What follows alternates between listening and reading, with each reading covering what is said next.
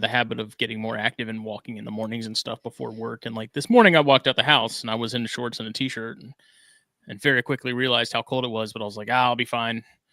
Like we got like a half a mile in. I'm like, this was fucking dumb.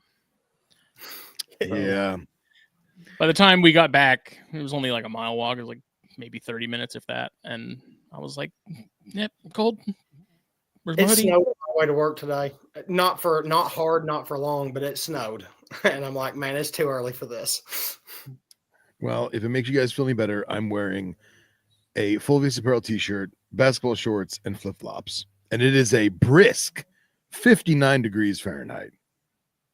Yeah, it's crazy windy here right now.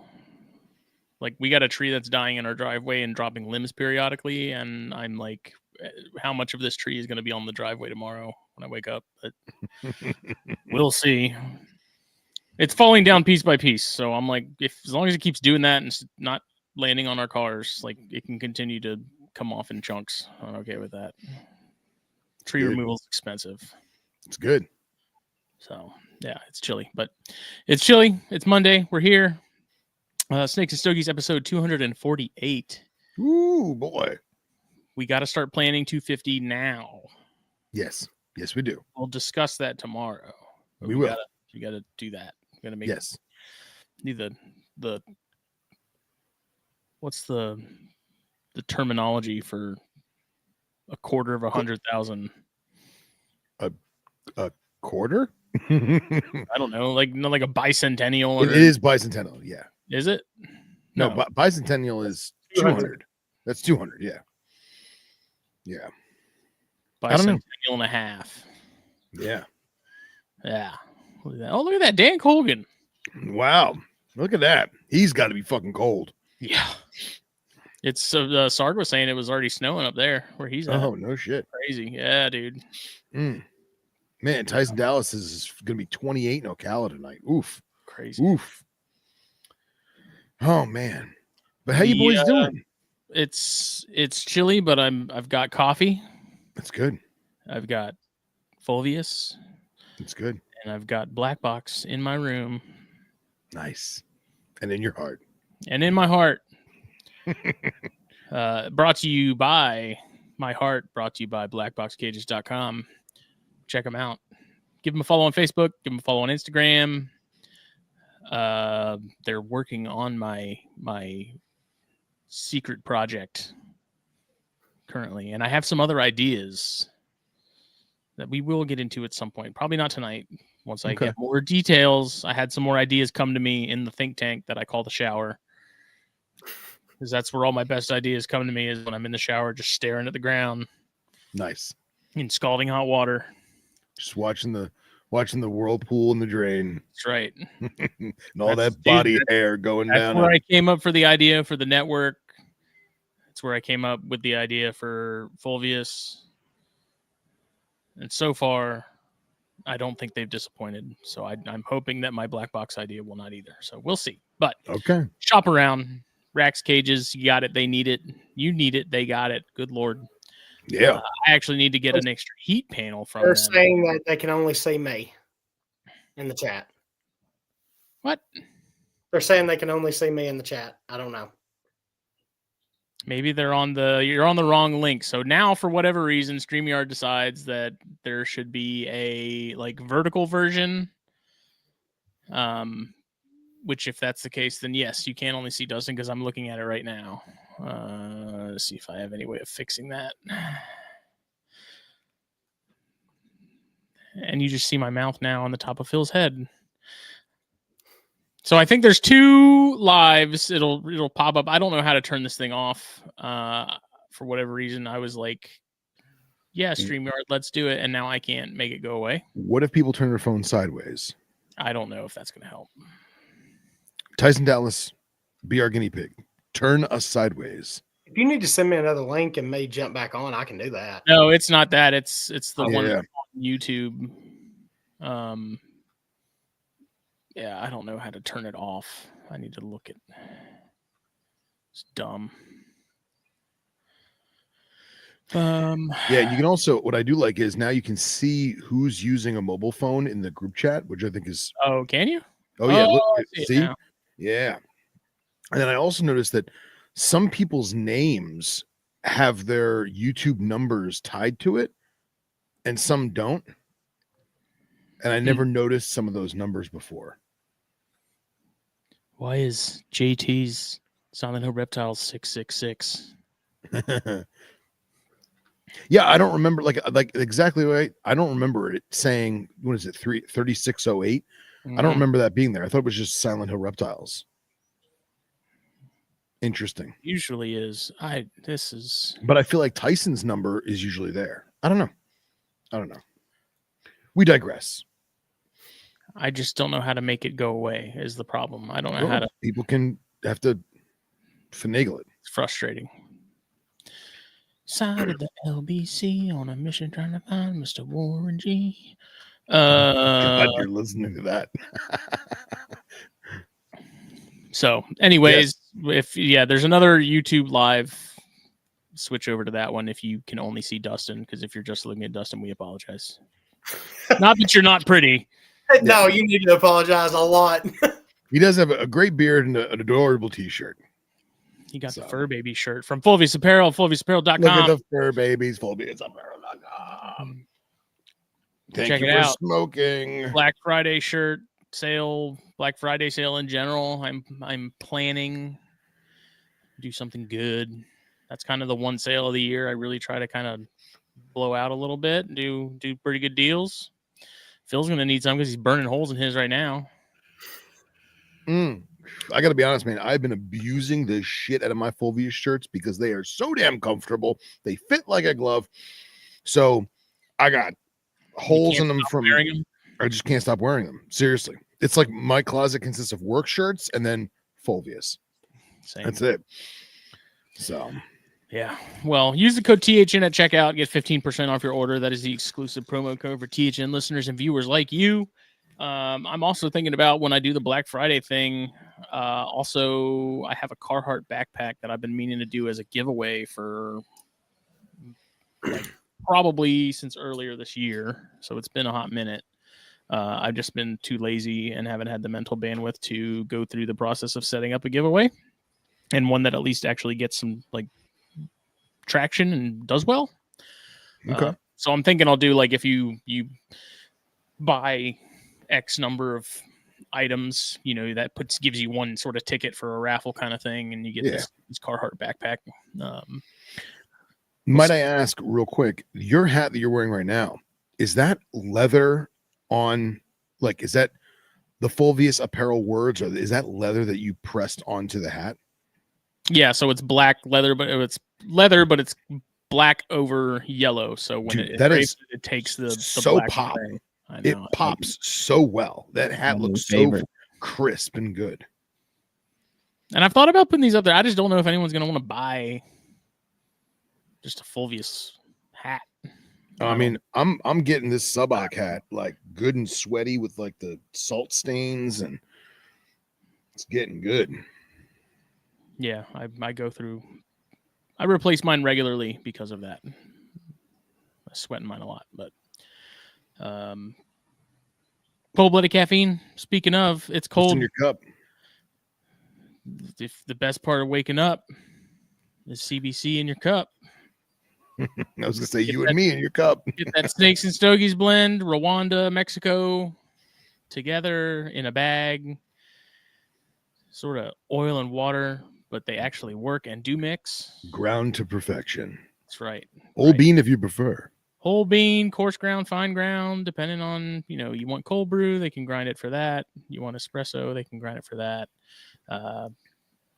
Many, many, many blends to choose from, not just ours. We recommend ours because we're biased and because we love it. But there's a lot of options on there, and you're not going to be disappointed with any of them. Trey is a master blender when it comes to coffee. The man is dedicated to his craft and puts a lot of work and love into the art form that is coffee. So go check them out. Use the code SMOKE at checkout and get you, I believe, 10% off. They've got you can get some pour overs if you wanted to, so you can get the stuff to make the coffee. lot of cool stuff. Check it out. Hell yeah. Coldbloodedcamping.com. It's chilly. What are you smoking this evening? I decided to take it to Flavor Town, which is not my normal MO, but I hadn't had this and I wanted to give it a whirl. The Deadwood by Drew Estate, The Girl with No Name. Ooh, buddy. Let me know how that goes. Can I be brutally honest? Again, not a flavored guy. This is probably the best flavored cigar I've ever had. The draw is perfect. The smoke is good. The taste is just sweet enough to be a little sweet, but not like, ew, I'm eating chemicals. You know what I mean? Like Yeah. acid. Right. Acid. Yeah. Acid. It's like I'm smoking something that was dipped in acid. It was like potpourri. Yeah. No. I mean, shy of the forgive me, I'm gonna butcher the tabak. No, tabuk. Yeah, tabak. Tabak is a fantastic flavored stick. Because it doesn't strong arm the rest of the flavors. It's correct. It's in the background where it should be. Right. This is a little sweeter, but not, and like you said, not an acid. So I'm pleased. It's good. And yourself? It's been so last week work was absolutely insane because I'm short staffed, and so things have been very busy. It's that time of year where a lot of companies are getting, winter wear for their people. Oh yeah. So it's been a very stressful week, and I was like, cool, Monday it'll be better. Monday just decided, like, let's just pick up right where we left off on Friday. Nice. And keep this party going. So I was like, let me get something extremely strong. A lot of times you'll see me say when I have a very stressful day or stressful work at week, I want to find a cigar that's going to give me fucking nicotine poisoning. And so I was like, you know what? I haven't had an LLFD double Lajero in a hot minute. Yes. It puts hair on your hair. Yeah. Exactly. Look at him doing the influencer hand. Look at that. Yeah. Oh. It's such a great stick and such a great band. It's been a long time since I've had one. So Tyson, almost said Dyson. Dyson Talus. I'm not the owner, but I am the person that runs the business. So I'm pretty much one notch down from that, and is busy. It is. Super now, busy. You don't realize how important your people are until you don't have half of them. Oh, that's true. That's very true. Are you taking requests for hoodies that are not available on the website? Yeah. Good. Just making sure. I want people to know that Full Vista Apparel is a full custom shop, and they will cater to the fullest of their abilities within reason. I just did a Pitch You Ovis hoodie for someone. I don't have a sweet. Pitch You Ovis hoodie on the website, but if you see a design that you like and you want it as a hoodie, just message me and I'll make it as a hoodie.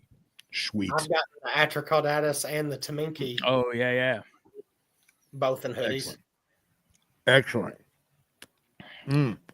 Did you guys see, just going back to Dustin's Fur Baby shirt, there's a viral video going around. Well, I mean, viral for us because we're animal weirdos, but it's like I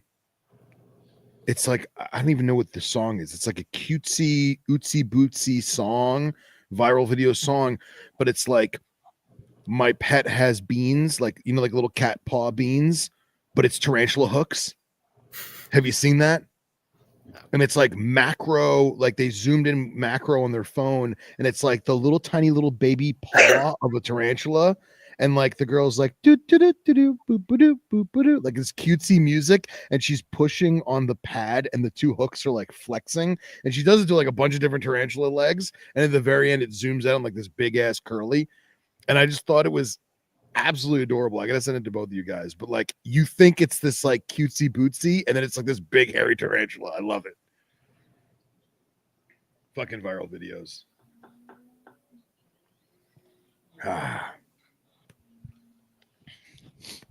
Yeah, they're adorable most of the time.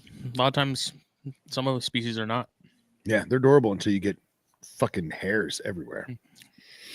Yeah. I keep getting hairs somewhere because like right now you can't see them on my hand, but there's like little bumps everywhere, and they don't itch. I just don't know where they keep coming from. I can't figure out. Like there's something in my room that I keep touching that I think has hairs on it, and you know what it probably is? Snake hook. No, I cleaned a bunch of cork bark because I save and reuse cork bark if it's in decent shape, and I had a big piece in with that green bottle blue. Oh, that'll do it. I'll bet you that's what it was. That'll do it.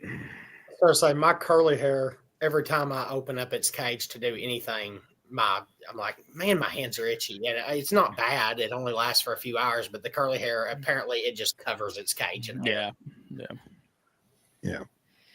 I used to get that real bad from rose hairs, and I think I'm allergic to not the actual like nictitating hairs on the rump. I think I'm allergic to the actual hairs on their feet. Which is interesting because I had plenty of other Grammostola species and not had that problem, but for whatever reason, rose hairs always gave me like a redness. Does that make sense? You know, but like pulchras and stuff, like never had a problem.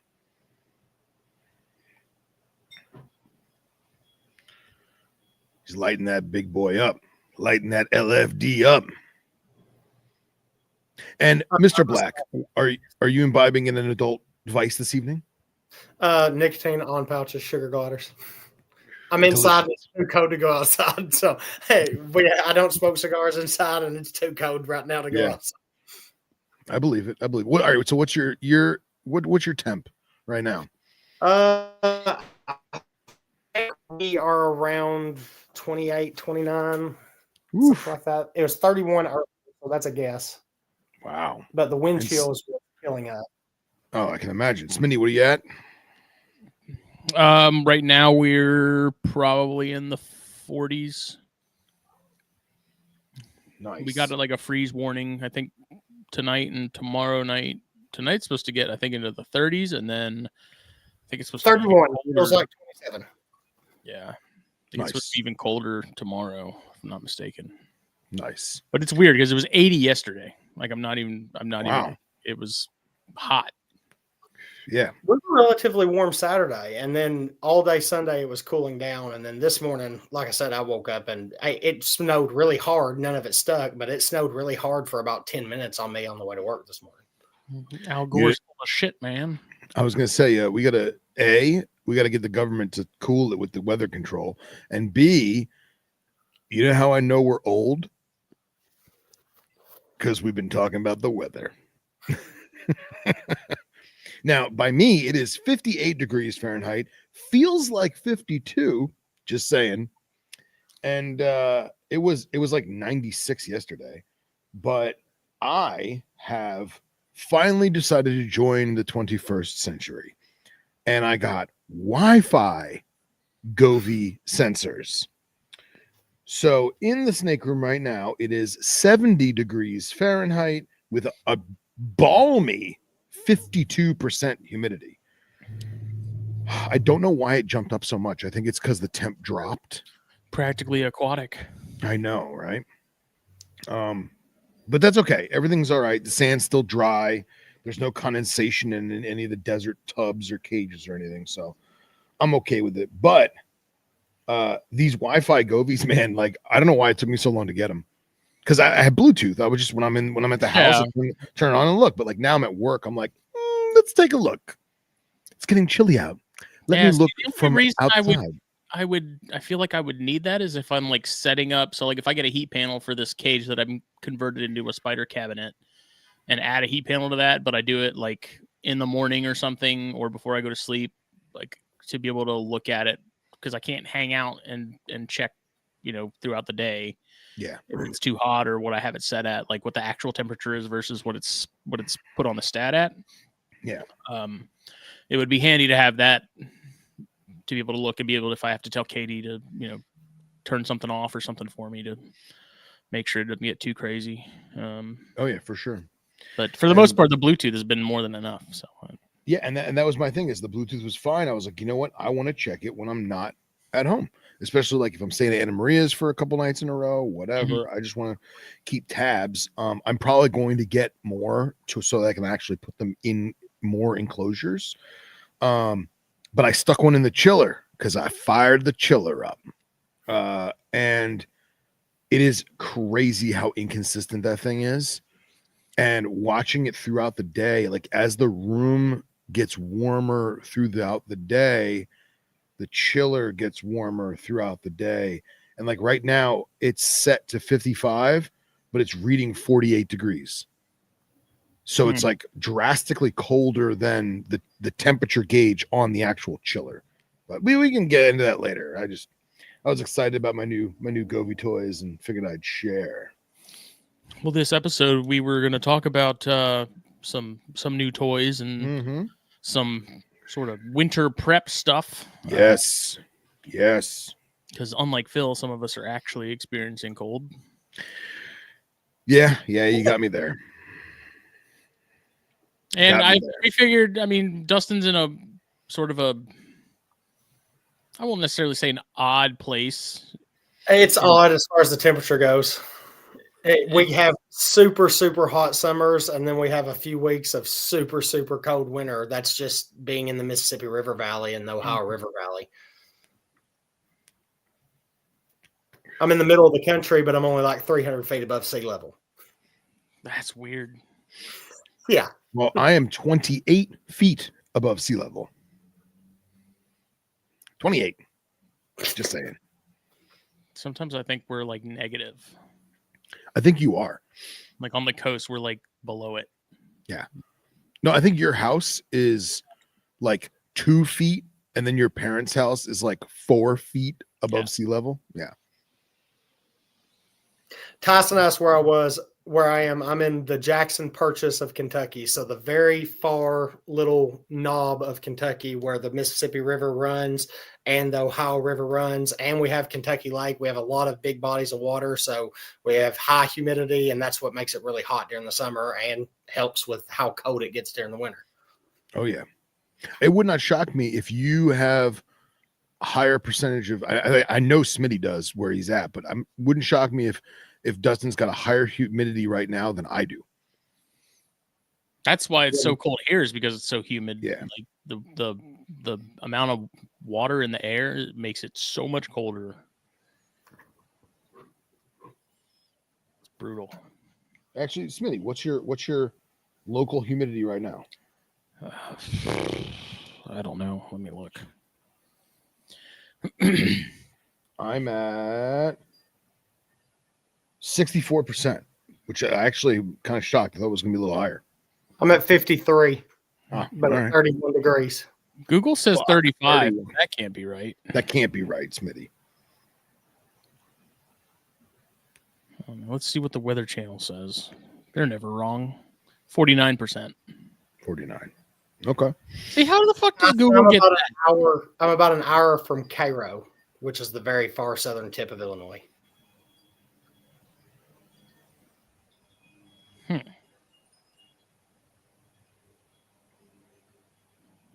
Yeah, I don't understand how Google can be that off, but like the Weather Channel says it's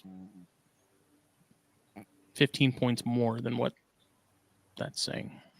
I bet you the Weather Channel is more of a general malaise over the region, and your Google is probably pinging off some weather station on a hospital down the street. I don't know. This is saying 38 degrees. That's cold. Yeah, that's chilly. Y'all cold. Well, there's like 38 and low humidity, and then there's 38 and high humidity, and those are two very different feeling. Yes. Same with the heat. Like the Texas heat, 100 degrees in Texas is much more comfortable than 100 degrees here. Yes, agreed. I mean, the middle of August, we're typically setting between 90 and 100% humidity, and it's 95 to 100 degrees. Mm-hmm. Brutal. Yeah.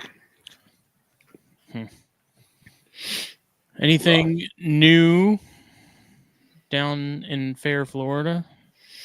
Let me see. I've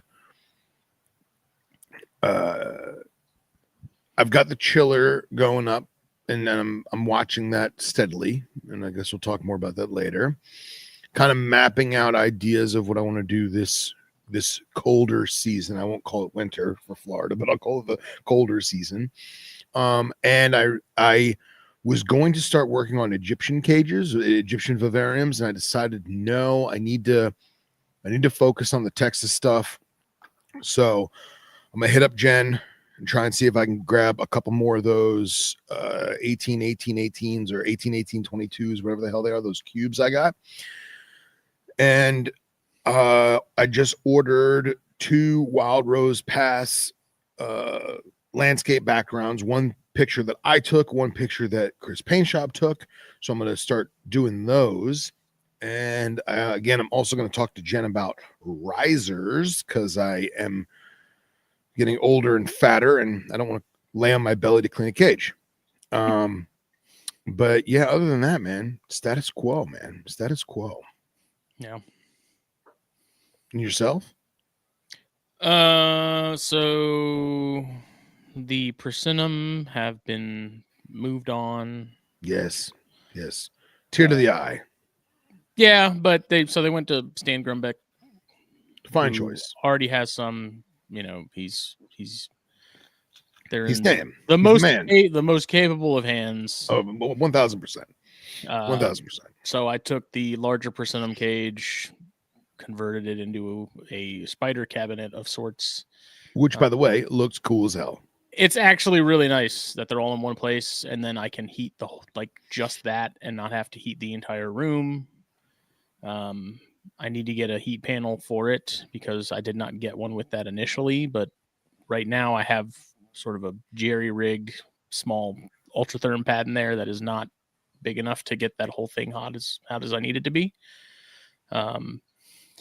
Replace the UV bulb because I knew that threw off a little bit of heat, so that did perk it up a little bit during the day, but I still need to get something a little more dedicated. So I have that, and then I have an empty BioG that I had the other Persimmon in, the smaller one, that's now empty. And other than that, yeah, it's pretty much just been spiders, and got to be cooling the rhinos here soon. Nice. Did you decide what bear dye and what corns you're going to do this year? I think if I'm going to do corns, I think it's just going to be the Ladies Island stuff again. Okay. I still haven't fully decided. And then Baird's, I'm going to try the smaller pair of Mexicans, I think. Cool. And then I think that and just rhinos is kind of going to be it. If we're being honest, something I've been thinking about the last couple days,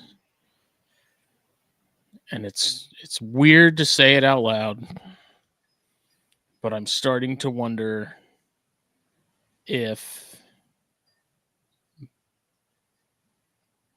what's the best way to word it? If it's okay, we'll judge the shit out of you. I'll never not have snakes. Okay? Okay. I'll always have rhinos. I love the Conicus, but I do wonder if spiders are more of where I belong. Okay. I don't know yet. Are you sure you're not just having a lot of fun with them right now and have been a little snaked out, as they say? That's crossed my mind as well. Yeah. Overall, I find the spiders to be less stressful mentally in terms of food, keeping up with things. I feel like it's the spiders and scorpions currently sort of fit the busyness of life a little better than the snakes do. But again, I also feel like that's also, but you're also, I feel like encountering maybe not the first time, maybe for the first time, I don't know, but you're encountering the feeling of, holy crap, I have a lot of animals. And I feel like you not breeding so much snakes and focusing on dogs is totally cool. But I feel like if you got rid of a lot of snakes, I feel like you would probably regret it. You would. Like I said, I'll never not have them. Yeah. I don't know. Well, I'll tell you, if it I makes like you feel into something different and then go all in, but not get rid of the old thing until you're stretched and stressed as thin as a piece of paper. That's what you do. yeah. Well, I was gonna say is at least once a year, and I say this with no feeling that I don't care. People can judge me all they want, but at least once a year, I get a hair up my ass and I go, you know what? Screw it. I'm getting rid of everything. I'm getting rid of all the animals. I'm getting rid of all the cages. I'm done. I'll just take pictures of them in the wild. I'll Google them on iNaturalist and I'll call it a day. And then I think to myself, no, you've worked very hard for everything you have here. You really enjoy them. Just be a little more proactive, see how you feel. Maybe you'll change your mind. And then I go in the room, I realize why I have the room, how much I love them, how much I love being in there and experience them and working with them. And it goes away. But I literally get that like at least once a year. I do. Because I've got so much shit going on in life that is, and a lot of it is inconsequential. A lot of it is like I get home from work and I'm like fucking beat, man. You know? And I don't want to go clean poo. You know what I mean? And I realize that I don't have to do that every night because they are reptiles, God bless. And one day I may want to get rid of everything. But right now, I stick with it because I'm really enjoying it and I'm loving it. Yeah, a lot of it for me is just needing to do a pretty serious, like really laser focus on what snakes I want to keep for sure, be it, house snakes, Conicus, Andean milks, rhinos, and sort of just cut way back on a lot of the other stuff that just doesn't. And I don't like, I don't, it's something I struggle with because it's like, I don't want to appear to be the guy that hops from thing to thing, all the time. But at the same time, it's like I'm not doing any of this stuff for the optics of everyone else. Yeah, and so it's like, what difference does it make if I'm not as jazzed about corn snakes as I was, 2 years ago? Like that's what it is. Like I don't, you did the corn snake thing. You learned what you could. You had fun with it. You bred stuff. You had great conversations with experts and authors and fans and friends. And if you don't feel like doing corn snakes anymore, well, there's still corn snake projects that I want to keep and do stuff with. It's just not something I'm going to do anytime soon. Like, yeah, exactly. I went very hard in the paint on corns. Yeah. And, chondros, I still have plenty of chondros. I don't really post about them. I don't really talk about them a whole lot. I still have like 10 of them. Not going anywhere. I need to start putting some together, actually, because I've had people sending me pictures of theirs locking up. So the time is nigh. Yeah. It's just like, I've thought about cutting back majorly on my pythons just because at least with colubrids, you get a quarter of the year where they're pretty much, you're not thinking about, you're not worrying with, you're not nothing. And I have thought about cutting back on the pythons just because then you have 3 months of the year that they're down and you're not messing with them. Whereas the pythons, I've got to keep, you've got to keep rat bills going and everything throughout the entire year. Yeah. Well, that's one of the reasons the persimmon, I decided to move those on because it was like, it was sort of a high pressure project because it was, the Vietnamese locality in particular that Matt had sent me were rare. And it was one of those things where it's like, I'm not going to put as much into this as that project probably deserves. And their Stan is more invested in it already. Yeah. And so it's like, I don't want to half-ass it, basically. They needed to go to somebody that was going to whole ass it. And it's just one of those things where it's like, that's, it's got to happen. Hey man, I've done that myself plenty of times. I got Nova Guineas from Billy. Dude, I love those Nova Guineas, man. Those things are Nova Guinea carpets for those listening. That's the Papuan carpet python from the east side of the island. Dude, they're incredible snakes, but I had to cut back, man. It was too much desert stuff, and tropical just wasn't fitting the vibe. I gave him back to Billy, you know, and like now he's got him. Now he's doing his thing and with them, and we've all done similar things, but no one.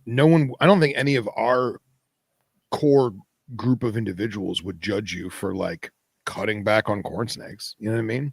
I did not necessarily that, but like you see as an example. You know, we see people like I know some people locally that I swear to God, it was like every quarter they're getting into something new, selling off everything of what they had gotten the previous quarter. Yeah, but that's not you though. New. It's not, but that's not. I don't. Yeah. I've been back into spiders. It was a year as of Daytona because that was when I picked up the Metallica and stuff. Right. And I don't know, dude. I was thinking about it and I was like, it's just so much cheaper and easier to feed and even less maintenance and work than what I have. And just thinking about just the busyness and like a level of burnout. Of like, man, this is just so much nicer to not have to worry about X, Y, and Z and, you know, that kind of thing. I don't know how to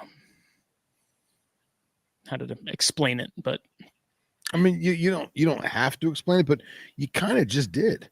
You know, you're working hard all day. You got house stuff to deal with. You got family time, family stuff to deal with, and not deal with. That's a wrong saying, but family time to do things with family. And it's a lot easier when you don't have 50 snakes and you've only got 10, you know? Yeah.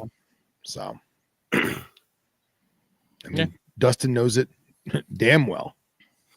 There's too much cool stuff. Last year, a couple months after Smitty got the tarantula, he posted it so much in the group chat that I was like, you know what? I need a tarantula. Now I got 36 sitting behind me. I get it. Shit happens quick, right? I'm in the same boat. If I like one of anything, then I think 40 of them would be great. If anything, I think it's worse with spiders because there's so many different varieties and the care is all so similar between them, but you get all the cool parts of having the different colors and patterns and things and sizes and things like that, but none of the like, okay, well, I'm going to have to devote a 10th of my room to this because it needs a 6-foot cage, or half a rack is going to have to be freed for this and it has to be at this temperature. Like I don't. Yeah. And you know what? Sometimes the guys like us, like when the arachnid bug bites, no pun intended, you go full disco. You know, I mean, shit, man. At one point, I had over 100 something scorpions. I had like 43 or 45 different species, multiples, you know, quadruplets of everything. And I was like, what the hell am I doing? Like, what the hell am I doing? I'm not a business. I'm just, I think they're cool. I got to cut the fuck back. And now I've got 3, 4, 5, 6, 7. I've got 7. And that's a good number of bugs for me.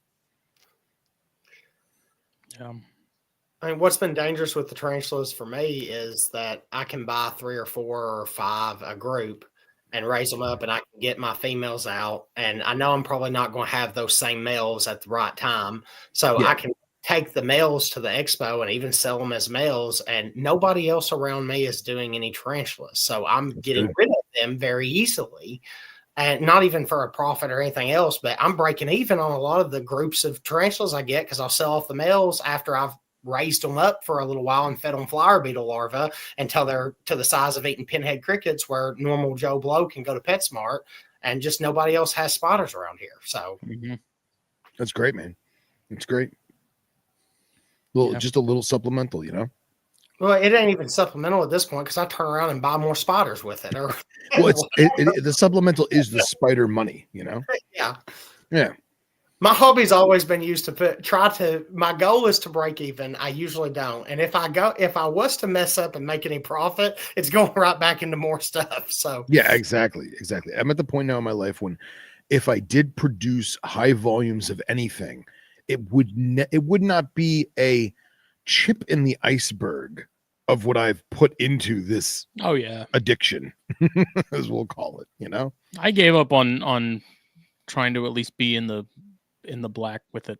A long time ago. no. Long time ago. It's always red.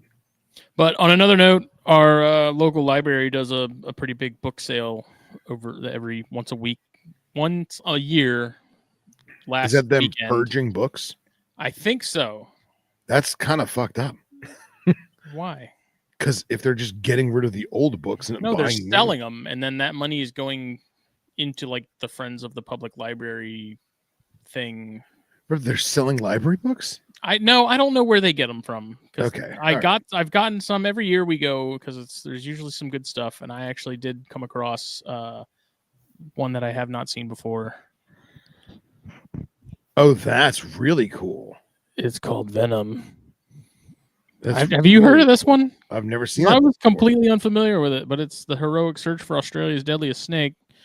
And then the little synopsis on the back is, in the early years of the 20th century, an awareness was growing among European Australians of an unexpected threat, one that seemed the very embodiment of the dark, ominous power of the Australian bush. To the indigenous people of I'm not even going to attempt to pronounce that nation, it was the Nguman. To the whites, it was the taipan, an 8-foot lightning-fast venomous snake whose bite meant certain death.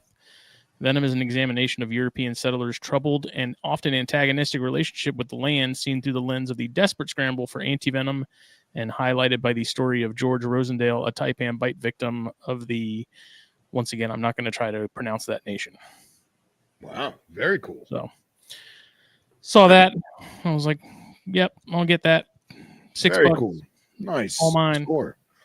Yeah, I've got several herpetological books that were library books, but I just assumed people stole them.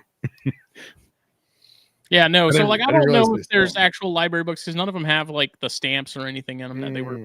I don't. I'm assuming maybe they just get donated. Yeah. And yeah, I'm sure.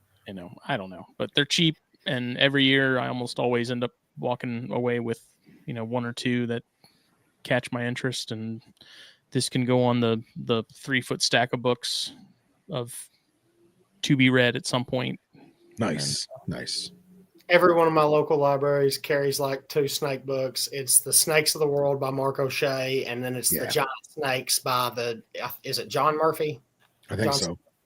Giant Snakes, and like every single library in this area has those 2, and that's it. Yeah, man. Dude, have you seen the prices of books though now? Like you go into like a Books A Million, even our local bookstore, and like this has a tag on it. It says it's $32.99. Yeah. And it's like probably $60 now. Like what the fuck, dude? Yeah, man. Oh yeah. Tablets are killing everything. That's why when I found Hamilton books at first, I thought it was a scam. I did too. We all did. I started searching. I'm like, "There's no way. They're going to be in Chinese or something. There's going to be something." Well, and see, our generation, like the 3 of us, like our generation, got very lucky with Hamilton specifically because they bought out Krieger Publications. Mm-hmm. So all of us got great Krieger books for dirt cheap, and that who's better than us, right? So. Yeah, man. What a shame that Krieger went out because they were the chimera of the day, Were they though? Yeah, because think about it, there wasn't any legitimate publishing house that focused on hobby reference. Does that make sense? Yeah. Like there was obviously books about snakes and lizards and tarantulas, oh my, but they focused in on reference natural history, which I thought was great. I don't know. I pop on there periodically, and I'll buy a couple that I just don't have, even just to have them. Like there's been a couple I got like Snakes of India or something, which is literally just pictures. There's really no text in that. It's literally like a visual field guide of sorts. And it's like, well, I have it now. It's just sitting on my shelf, but it's still cool. Yeah. Most definitely. But I'm with Mike. I gotta have a physical copy. I've tried the digital like ebook thing, and I really struggle to get into it. Yeah, I can't. I gotta have the tangible. I don't mind copy. the ebook if it's something that I'm reading through, but if it's like reference where I'm going to flip back to it, I want the actual book because I like sticking a post-it note in the page that I've looked at 1,000 times because for sure. I know what it says, but I want to go back and look at it again when I'm doing it. Yeah. Oh, for sure. I mean, if the book is only available as an ebook at this point, like that's fine. I'll get it. But as far as there's just something about like I hate having to blow it up on my screen to be able to read it and then like flipping the page. It just Or like, how about clunky? It's clunky. How about this? How about you don't have any internet? That too. You know? You can download it. Yeah, I guess you can, but still. I don't know, man. I want something tangible. Well, I mean, we all have the collector bug, obviously, or we wouldn't be this hobby too. Exactly. That's another piece of it because yeah. I've got a blue Bible down there that is, the blue Bible is severely outdated at this point, but I've got it because they're out of print and I've got the collector bug. So yeah. I actually never got a blue Bible, and I don't remember what happened. I think Matt Jensen gave me some books that he got at like a yard sale. I think he paid the guy like $10, and he got a bunch of bird books, and there was a couple snake books or something in there too, and wound up being black cover Bible. Damn. With the womas on it, and I was like, thanks. So like I got that from him. I thought that was fantastic. So, but yeah, we definitely have that collector bug and that Pokemon got to catch them all type of thing, So, yeah, I just like to have them. It's like I may never actually have to go back and read through it or use it, but it's like I still just like having access to it. Yeah. Well, and there's so many apps now that you can either take pictures if you want to go page by page, you can, or download the book and it will I don't know if you own the hard copy book, it'll give it to you on tablet automatically, like something to that extent.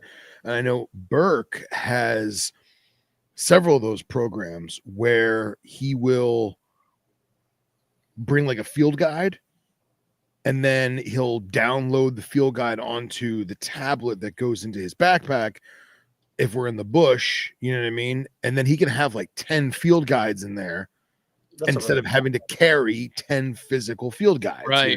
So like that makes sense to me. But again, I want to have the real book. I want to have the tangible thing. I don't know. But gentlemen, I'm going to be a little baby bitch, and I'm going to go get something a little bit warmer. Aww. Just saying. I'll be right back. What's new in your world there, Dustin?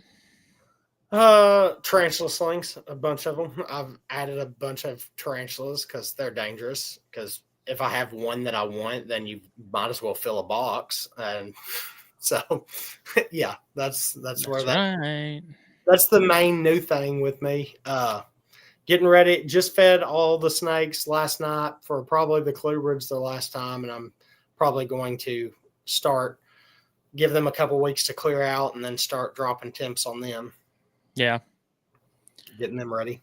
Yeah. I need to probably put one more meal in rhinos before I put them down, but how many rhinos are you up to now? How many? Okay, let me ask a simpler question. How many pairs can you breed next year? 2. There you go. I've got two pairs that would be ready to go.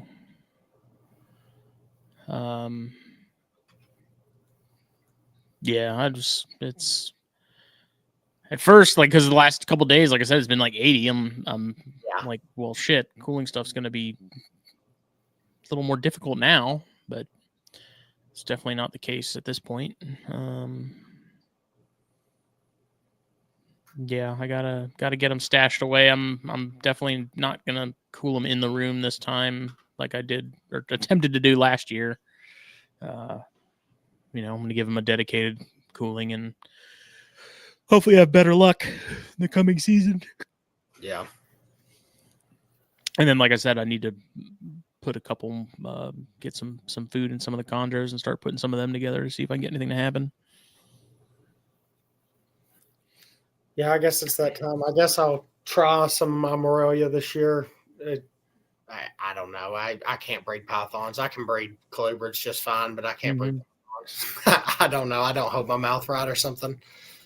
I think I just started out with colubrids, and so that's just where my head's at, is in the colubrid cycle. That's not the way it is with pythons, and so I can't hardly get out of that.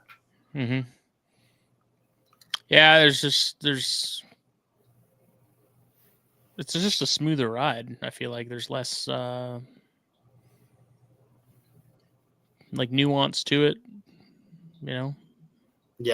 with the colubrids and stuff. One thing I am doing next year is this year I had my trio of Slowinskis all together, and I only got 3 eggs, but the male was extremely fat and had lumps in him. And I got those off Ryan Cox, and Ryan told me that the year before the male had ate the eggs. So this year I'm going to pair them, but then I'm going to pull them all separately to see if I can get 2 full clutches of eggs, because out of the 3 eggs that I had from the Slowinskis, one of them didn't make it through incubation. One of them come out the most severely kinked snake I've ever seen in my entire life. Like, it was almost like that picture that looks like AI of the ball python, and then it just has a big ball for the tail. Yeah, but that's what it looked like. It was rough.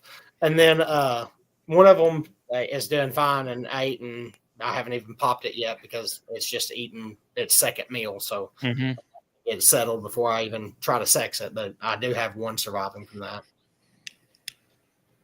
Dorothy Lapis.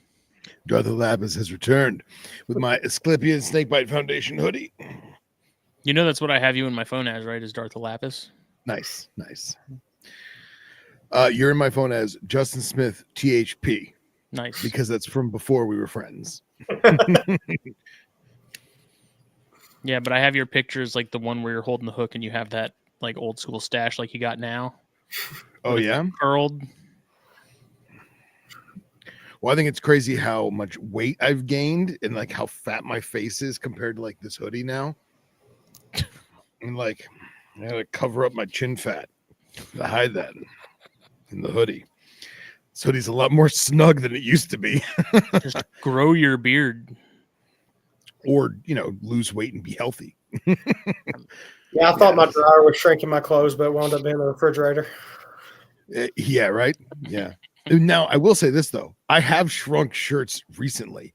Not Fulvius ones, but like I got other shirts from like work and stuff. And I washed them like once. And that shit legit shrank. And you know how it shrank? It didn't just get tighter. It got shorter. You know what I'm saying?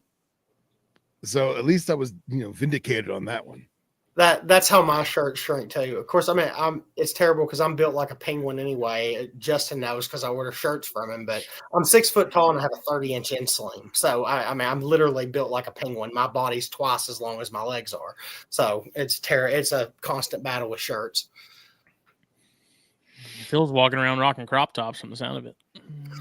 Oh, let's not get carried away, gentlemen. But I definitely don't lift my arms at work on those days when I wear that shirt. So, oh man. Well, you want to get into what's that? New gizmos and stuff. Yeah, let's that segue. Hop on it and ride away. Mm-hmm. Wayne Hill style. So. But I'm bummed. Zipping around the show like freaking George Jetson. Do. When you just start get a video of that and start playing that when he drives by. Nice. It's hilarious. It cracks me up so much. That and the recliner over there by the ticket booth. He just oh god. That dude Lazy owns boy. that conference center. Legit. He is king for a weekend. Mm-hmm. But we were talking about Govies and those being handy. We've been big fans of Govies here for several years. I have a handful floating around the house, and I had to dig one up the other day to put in that cabinet to see how hot it was getting. And I have like 3 of them that are taken apart because the batteries died. I never put them back together, so I'm digging around in the top drawer of my dresser, which is where junk goes to. I call it the void because that's where stuff just goes to disappear. And found one of the bigger ones because I forgot there was those smaller ones, and then they have like the next size up. And I found one of the bigger ones by the incubator in the closet, and I was like, oh, perfect. And of course, the batteries are dead, so I had to go replace the batteries, and then I had to open up the app again for the first time in a hot minute, and took a few to update because it auto populates all that data that it's been collecting for God knows how long. I also figured out that I don't know if it's maybe just my 2 devices, but if you don't sign in for an extended period of time, it won't record that data. Yeah, it may not have with this. I don't. Yeah. I was expecting it to have the equivalent of a stroke when I hooked it back up. So the one thing that I do not like about the Govies in general is that if you do not mark them and you have multiples, you have no way of telling which one's which, especially if they're in the same room. So I have to, anytime I get a new Govie, I take a Sharpie, I write a number on the back of it, and then when I have it in the app, it is named after that number. So I know that 1 is 1, 2 is 2. I don't have to put one in the fridge to figure out which one it is. They should have some sort of like label system or something on it. Well, I just got the new ones. When you get a new one, they give you stickers 1, 2, and 3. Oh, do they? Now, at the same time, when you sign on your new devices, I name them appropriately. So, and they also, each individual one has its own serial number. Mm-hmm. So if you're anal retentive like I am, you could put the serial number if you wanted to. I do it a little more vaguely, and I have like north, south, east, west in the room. You know what I mean? Or like in wrinkles, 1 cage or whatever, however you want to phrase it, and just name it what it is, and then you'll know which one it is. Yeah, I learned early on when I had 4 in the same room in different cages, and if I took 2 of them out and set them down somewhere, I was like, well, shit, now I don't know which one's which. Or I'd have 1 in the incubator and 1 in the snake room, or 1 in the closet, whatever, and it'd be like, oh, I don't know which one's which because the temperature is pretty much the same in a singular location. So I just started taking a Sharpie and just put a number on them. Yeah, which is probably the smartest way to do it. Because I did have to take some and put them in the fridge, and then like which one's dropping. Okay, it's that one, so I know that that's the one. Well, you can also take it and put it to your mouth, and like if you blow real hard onto it, or like you take your hands and cup your hands to, that you can see the spike in temp real quick. Oh, really? I thought it took a minute, so that's why. Yeah, I think the hygrometer will go real quick if you into it. But if you just blow cool air on it, it will climb fairly quickly. Real quick, Lisa's in the chat, and she asked, have we ever had to ship a snake that's in shed? What would you do? I have shipped a snake in shed. Nothing happened. I've also shipped snakes that I didn't know were in shed, and they shed in the bag in transit. And then I had the same thing where I shipped snakes I didn't know were in shed, and when they got there, the guy's like, oh, this thing's in shed. And then the next day it sheds. So I guess it's species specific. I wouldn't put too much thought to it personally. If I think it's more important that the snake has an empty stomach prior to shipping, yes, then I would worry about shed. Personal preference. Because some species you get it's a package deal. Yeah. Like chondros. Yeah. Once they shed, you get something else with it. Yep. My berm too. There you It's go. a surprise. There you go. Hmm. But So with the Wi-Fi Govies, is it sort? What's the sensor push? I think was the ones Andy Middleton was using. Does it have to have like a more or less like a router? so yeah, it has its own. I can't remember what the hell they call it, a Like booster receiver or or whatever. Yeah, let me see what they call it. Hold on, pull my phone out with the right quickness.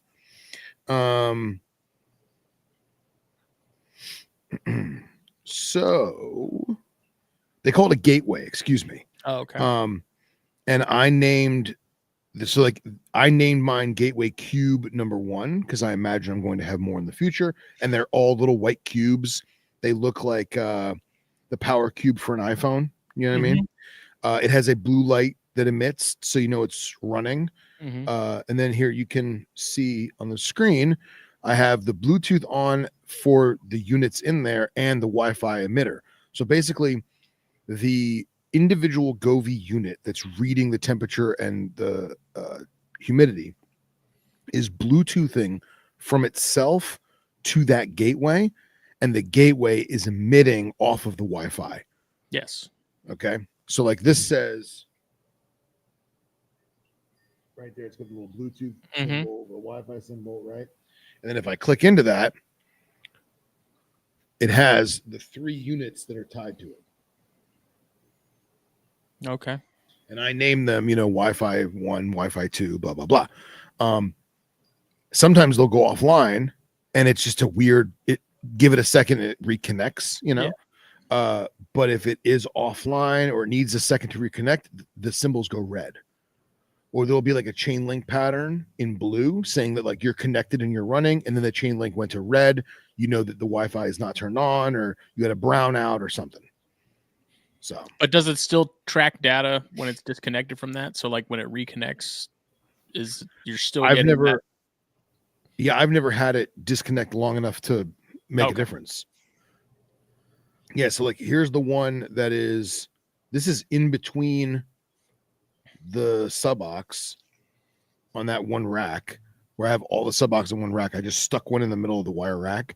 I've only had it since last Saturday, and it's completely undisturbed, and I know it's broken Wi-Fi several times.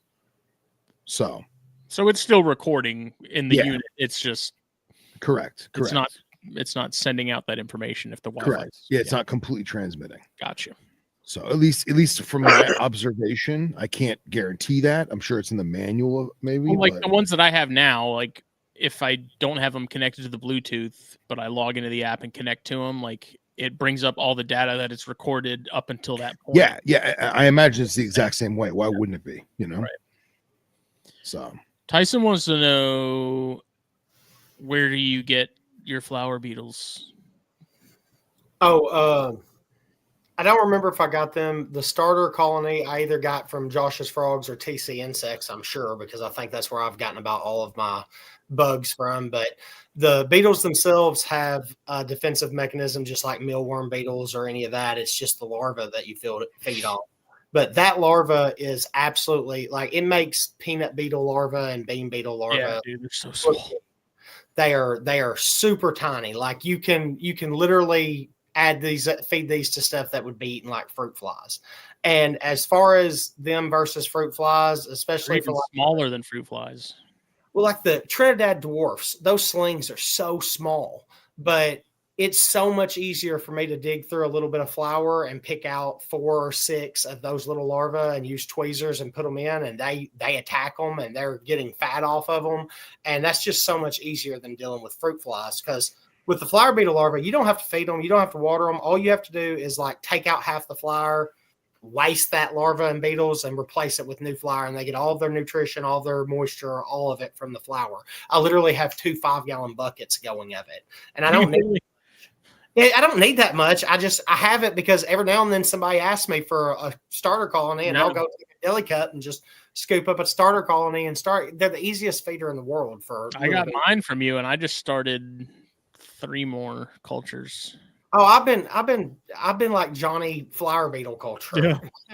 I've sent flower beetle cultures to everybody, I think. But yeah, they're the easiest feeder for tiny stuff ever was. Yeah, they're perfect. When I got those Kigoma OBT slings from Dritz, that's like the only thing that they could really eat. Like there was nothing else I could find that would be small enough. That would also sort of give them the stimulus of something moving. Like a head crush a cricket, but if it's still, at least a little bit alive, it freaks them out because it's massive and spazzing out and stuff. Those flower beetles are the perfect solution to those tiny things. Yeah. I mean, I'm really liking the little dwarf tarantula. I can't remember that. I can't pronounce that genus name, but like the Trinidad dwarf or the C. elegans. What's the C? Yeah, Syria Cosmos. Syria Cosmos, that's it. But those slings are so small, and I really am liking those. And the flower beetles are absolutely perfect for them. They're vicious little things. They're about as big as the flower beetle larva, but they can grab a hold of it and eat it and actually gain some size off of it. Yeah, for that. Yeah. Didn't you use the flower beetle larva for the little bitty scorpion slings that you got? Yeah, I was. Unfortunately, I had the same situation with those. I did the isometrics, and they slowly just died off one by one. So I no longer have any hensai. So gotcha. Lisa says that going back to her snake shedding question, she's got a white lip that she's going to be shipping out. And she's concerned about stuck shed because white lips are infamous for having shedding issues of some kind. I would not overthink it, Lisa. You can also almost be sure that every single, I don't want to say D'Alberts in general, but like every single one of those, Australasian type pythons that I've shipped, they almost always defecate in the container.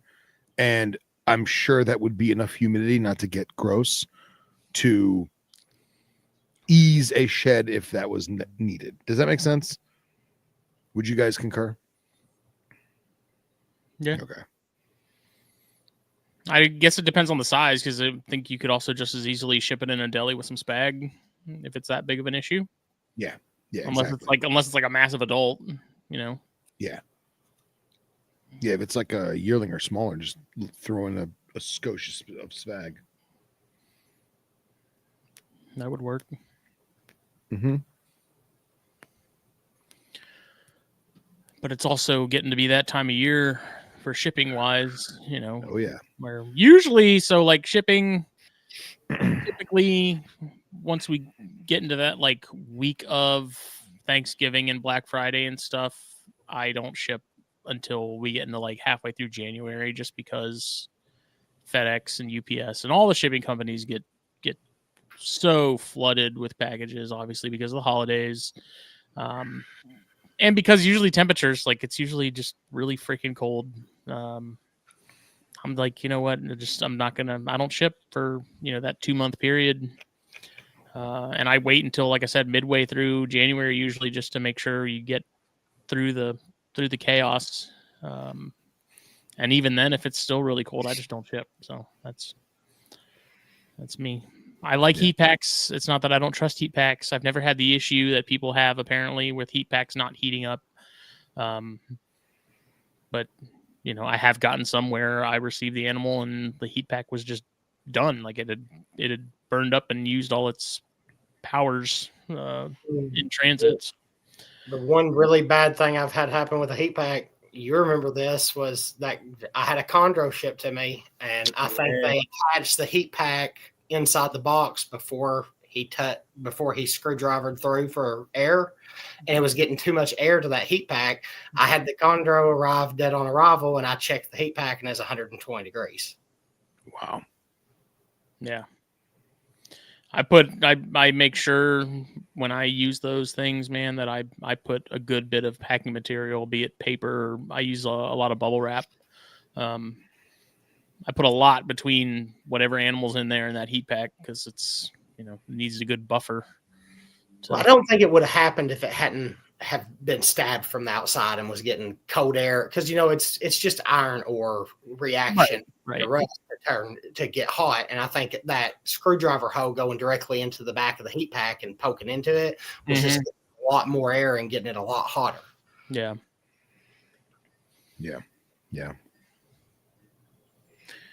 Lisa has a good point. Says it's freezing in Memphis, which is the FedEx hub. That's why she wanted to get it out now as like last call,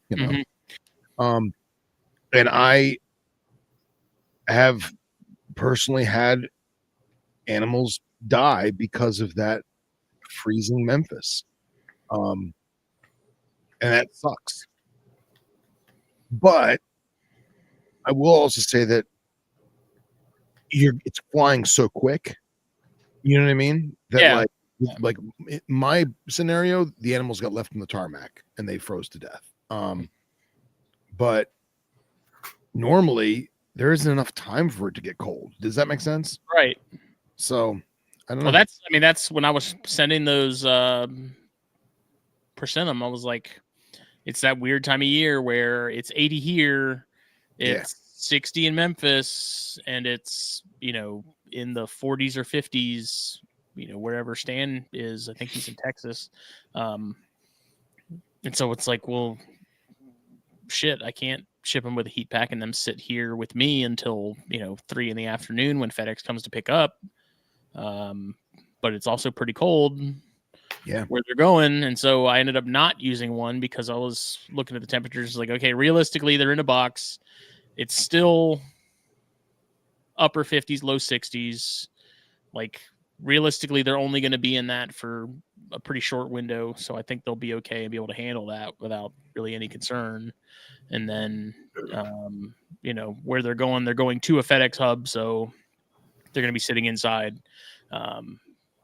So I ended up not using one, but that's definitely that's the toughest part this time of year is always trying to figure out if I need to use a pack or not. And it's one of those things where it's like, I'd rather be safe than sorry, but it's like, do I need the heat pack to be safe or do I need to not use a heat pack to be safe? And it's, it's a case by case thing. My experience with Memphis has always been the same. If it leaves the same day that it gets there, if it gets there and it leaves on the same day, it's fine and it'll get to me fine. And if it doesn't, then I'll never see the package. Wow. It's just gone. Wow. Yeah, Lisa says she used 72-hour heat packs. They don't get as hot. And she made added styrofoam between the heat and the snake plus packing paper. So I think that's good. I do. Yeah, I also tape mine to like whatever so like in a 12 by 9 by 6 box, which are typically the ones I use if I'm shipping multiple animals.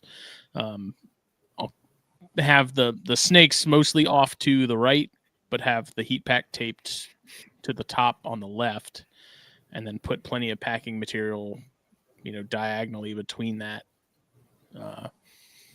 That way they're getting the benefit of the, they're being heat, but they're not close enough to where you have to worry about them being in contact with it, the entire time. So and not put the animal on top of the heat pack. Yeah. So I also put a good bit of packing material in my boxes, so those snakes probably don't have a ton of wiggle room. Like they're not jostling around or rolling around in that box. Like they're in there. Yeah. But knock on wood, I've yet to have any issues. So it's good, man. It's real good. Everyone else talks about how rough Memphis is, and I've also, again, knock on wood, like I've never had a problem. I've had one box get delayed in Memphis. Yeah, and it was only by a couple hours, and it still came the next day. I don't know anyone. Excuse me. I don't know many people that have had problems, but the people that have had problems, they were fucking bad. I've had 2 packages get hung in Memphis. One was animals, one was bugs, but both of those packages, they were just gone. And when you say gone, like stolen or? Like just package lost. They never could find it. Yeah, just gone. And I don't know if it's a crappy worker just tossed it in the trash can when they found out that they missed the boat or what. I don't know, but it's just gone. One was feeder insects, one was a snake, and it was just gone. I think Kevin Barron had like a really high end hognose stolen. I think it was at the Memphis hub. Like it disappeared, and then when he tried to track it down to figure out like what the deal was, they were like, "We have no idea what happened." Because like the tracking said everything was kosher, but then it got to Memphis and disappeared. Yeah. See, on mine it said arrived in Memphis, and then Memphis couldn't find it. Yeah. And Kevin thinks somebody stole it. I don't remember exactly why, but yeah, who knows? Yeah, who knows? Part of me is morbidly curious to see how those boxes get handled as they go through the system. But I'm also team ignorance is bliss. Probably better to just not ask questions and not know. Yeah, maybe. Well, I know how people react when I post pictures of my animals on Facebook, so that's bad enough. Yeah, man. Well, on the note of cold, I have this chiller, and this chiller's thermostat sucks. What thermostat is it? What is it's a wine cooler. I just bought a wine cooler. Oh, so it's the one that's like actually in the so it has an LCD screen on the front of the glass door, and I set it to 55 just to see what it would do. Threw in the new Govee, and it was maintaining like 48, 49 right now because it's chillier in the room. It's like 70 in the room. And it is, by the way, it's in my bedroom. It's not in the snake room. It's like 46. And yesterday I set it to 55 and it was like 53. So now I'm wondering if I just crank the sucker up as high as it will go, do you think it would, I wonder if it would maintain it. But my other thing was, what if I put the wine cooler on a normal light socket reptile timer? Do you think it'd just burn the fucker out? I had my wine cooler on one of those Rainbird reverse thermostats that's supposed to kick on to get it cooler, like the cooling thermostat. Yeah. It ran fine on it. And I done it for the same reason, because my wine cooler, although it cools great, the thermostat on it was not accurate enough for what I wanted. It would vary pretty widely, like 6, 7, 8 degrees. So I put one of those Rainbird thermostat, like I can't remember what the name of it was. It's on Amazon. Is less than I think $30, but it's like a Rainbird thermostat for cooling though. Like it's for for cooling, and you put it in there and you set the temperature, and if it gets above that temperature, it kicks power to it. If it doesn't, it takes it off. I don't know that any wine cooler would last long term with it, but mine's lasted 2 seasons with it just fine. And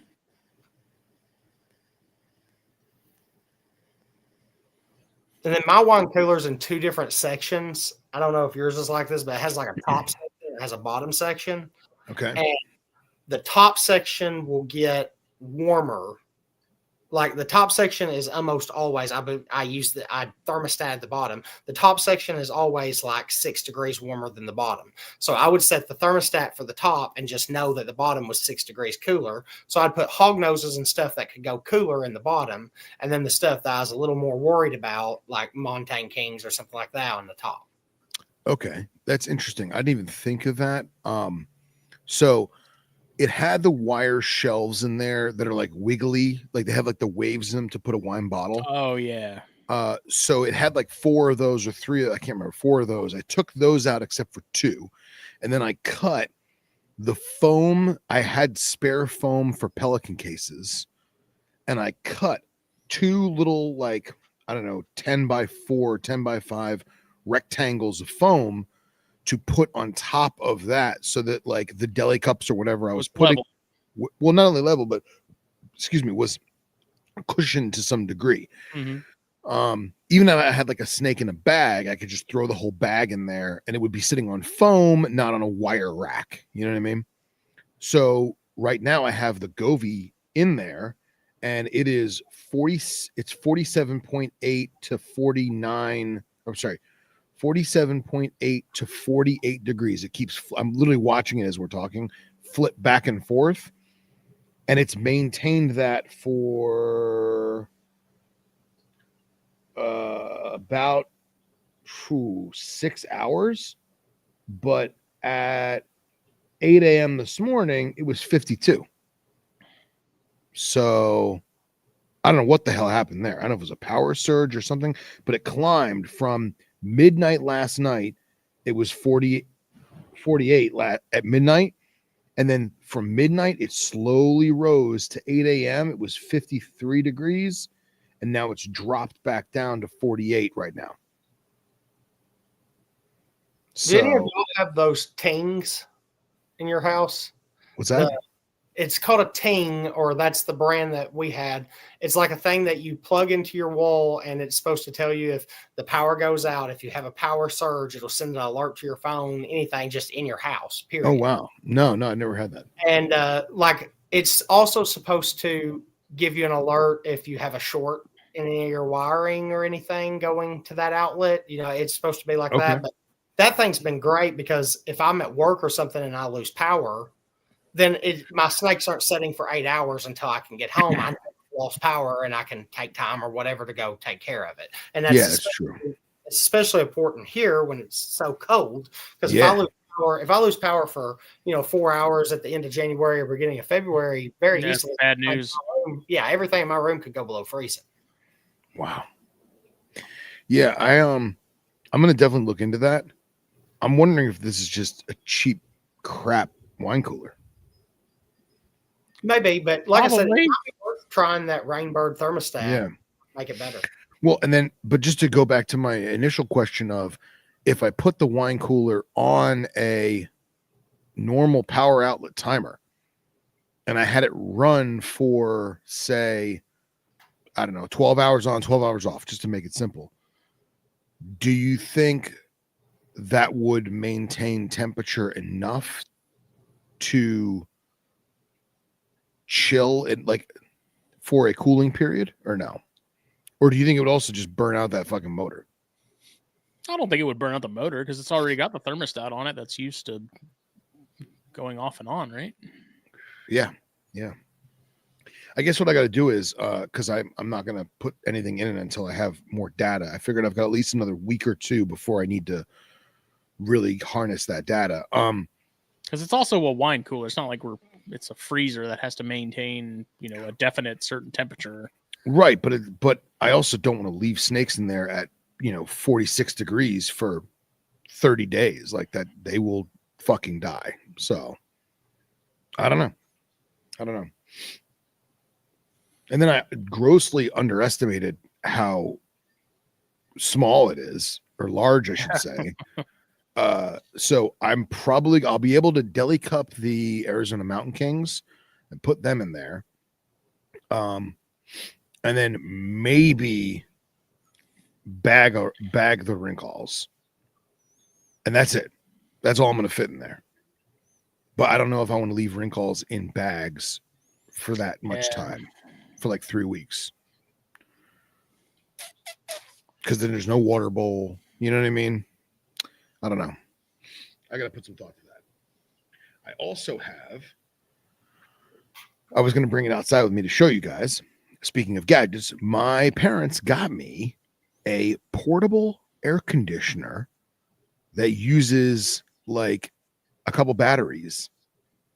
It's for like your AC went out in summer and you like want to like chill just one room, but it's not a window unit. It's like it's like a little box fan.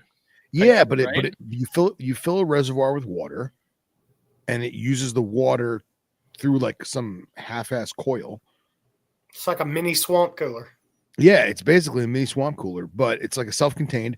It's probably the size of a gallon of milk, like the whole plastic box thing. So I'm wondering if I got some plastic accordion tube, could I just pipe that in to an enclosure? Probably. And if I did it to something like the Rincalls, which wouldn't give a shit about the heightened level of humidity, I bet you that'd work pretty damn well. I bet you it would too. So I think maybe I'm off Wednesday. I think Wednesday I may fire that thing up and throw one of these Govies in an empty vision cage because I have a few spare visions and just see what happens. See what it brings it to, you know? I'd probably, especially with venomous stuff, I'd rather do that than have to bag it and put it in a cooler. Yeah, well, I mean, it's no big deal. Like I've bagged cobras and threw them in coolers plenty of times, but it's usually for like 10 days and it's usually like 58, 59 degrees, 60 degrees, and it's no big deal. You know what I mean? And then you, this sounds kind of morbid, but you do that for the first week and you open it and kind of like poke them with a snake hook. If they give a little shimmy, then you know they're good. Yeah. And you just do it for another week, and they're fine for 2 weeks with no water. You know, it's not that big a deal. And then as soon as they come out, throw them in a vision cage or a neodasha with newspaper and a giant water bowl, and just let them get their drink on for 2 days straight, and then back in their original enclosures. And we did that a lot, just 2 weeks, you know. But this is not the same. You know what I mean? Because this is not a legitimate thing. This is a Amazon wine chiller. You know what I mean? I'm gonna be spoiled this year because I'm near enough to my dad that I can just put everything and take it to his farm shop, which has a big ceiling heating unit that he only turns up to 50 because he doesn't want to pay the electric bill all winter, but it stays degrees all winter in that shop, and so I can just tote them and throw them in there this winter because everything I cool 50 degrees will be fine. Yeah, that'll be easy peasy and done. Yeah, that's great, man. That's a win-win. And then I got to bust out Dusty's book because this year I got to make something this year. It's happening, yeah. And I got to figure out when I want to do it. The Bogey Bible. The Bogey Bible. I got to figure out when I want to do it because if I want to go off of actual season times or if I want to alter it because I'm in fucking South Florida. And I got to ask Dave Powell and I got to ask Rob Nemo because they're both in Southwest Florida and they're both killing it with Subox every year. And I'm just going to ask them, hey, when do you throw them together? Because Robin's Florida? I think his Subox are. Yeah. I don't know. I was thinking he was like in Texas somewhere for some reason. I think he's got a couple places, but I'm pretty sure he stays in like Fort Myers area. I thought. I could be wrong. Huh. Actually, let me look. We're Facebook friends. Let's see if he's another one we got to get on at some point. Oh, we got to get him on that. Yeah, for sure. For sure. I don't know who I was telling. It might have been Dustin, but he's like the only one out of that group that I really haven't talked to. Like, never formally introduced myself or anything like that. Like, I've talked to him very briefly about some of the stuff he had on his table at Daytona, but I haven't had any. Yeah, he's according to Facebook, he's in Tampa. Oh, okay. I thought he was a little farther south, but Tampa, Billy Huntland. You got it. The mayor of Tampa Town. Silly Billy. Yeah, and I don't know if you saw, but Rob posted November 3rd, it looks like. 35 years of them hatching Gila monsters. Crazy. Isn't that fucking wild, man? Did you say how many animals that was over that course? And like how many Gilas was that hatched? He's probably bred the same one for 35 years. Plus more, but Only the 2 years after our move, we didn't get fertile eggs. So those were the only 2 zero hatched out of the last 35 past years. Wow. Wow. That's wild. So, but see, even there, like if he's in Tampa, Billy's house gets way cooler than mine, and Billy just opens a window. I physically can't do that. So, what do I do? Sounds like an excuse to me. To what? To open a window? Yeah. Oh, forget the legality of opening the window in the venomous room. It's not cold enough. You know what I mean? Even if I could open a window, I wouldn't because it's not cold enough. So, Not with that attitude.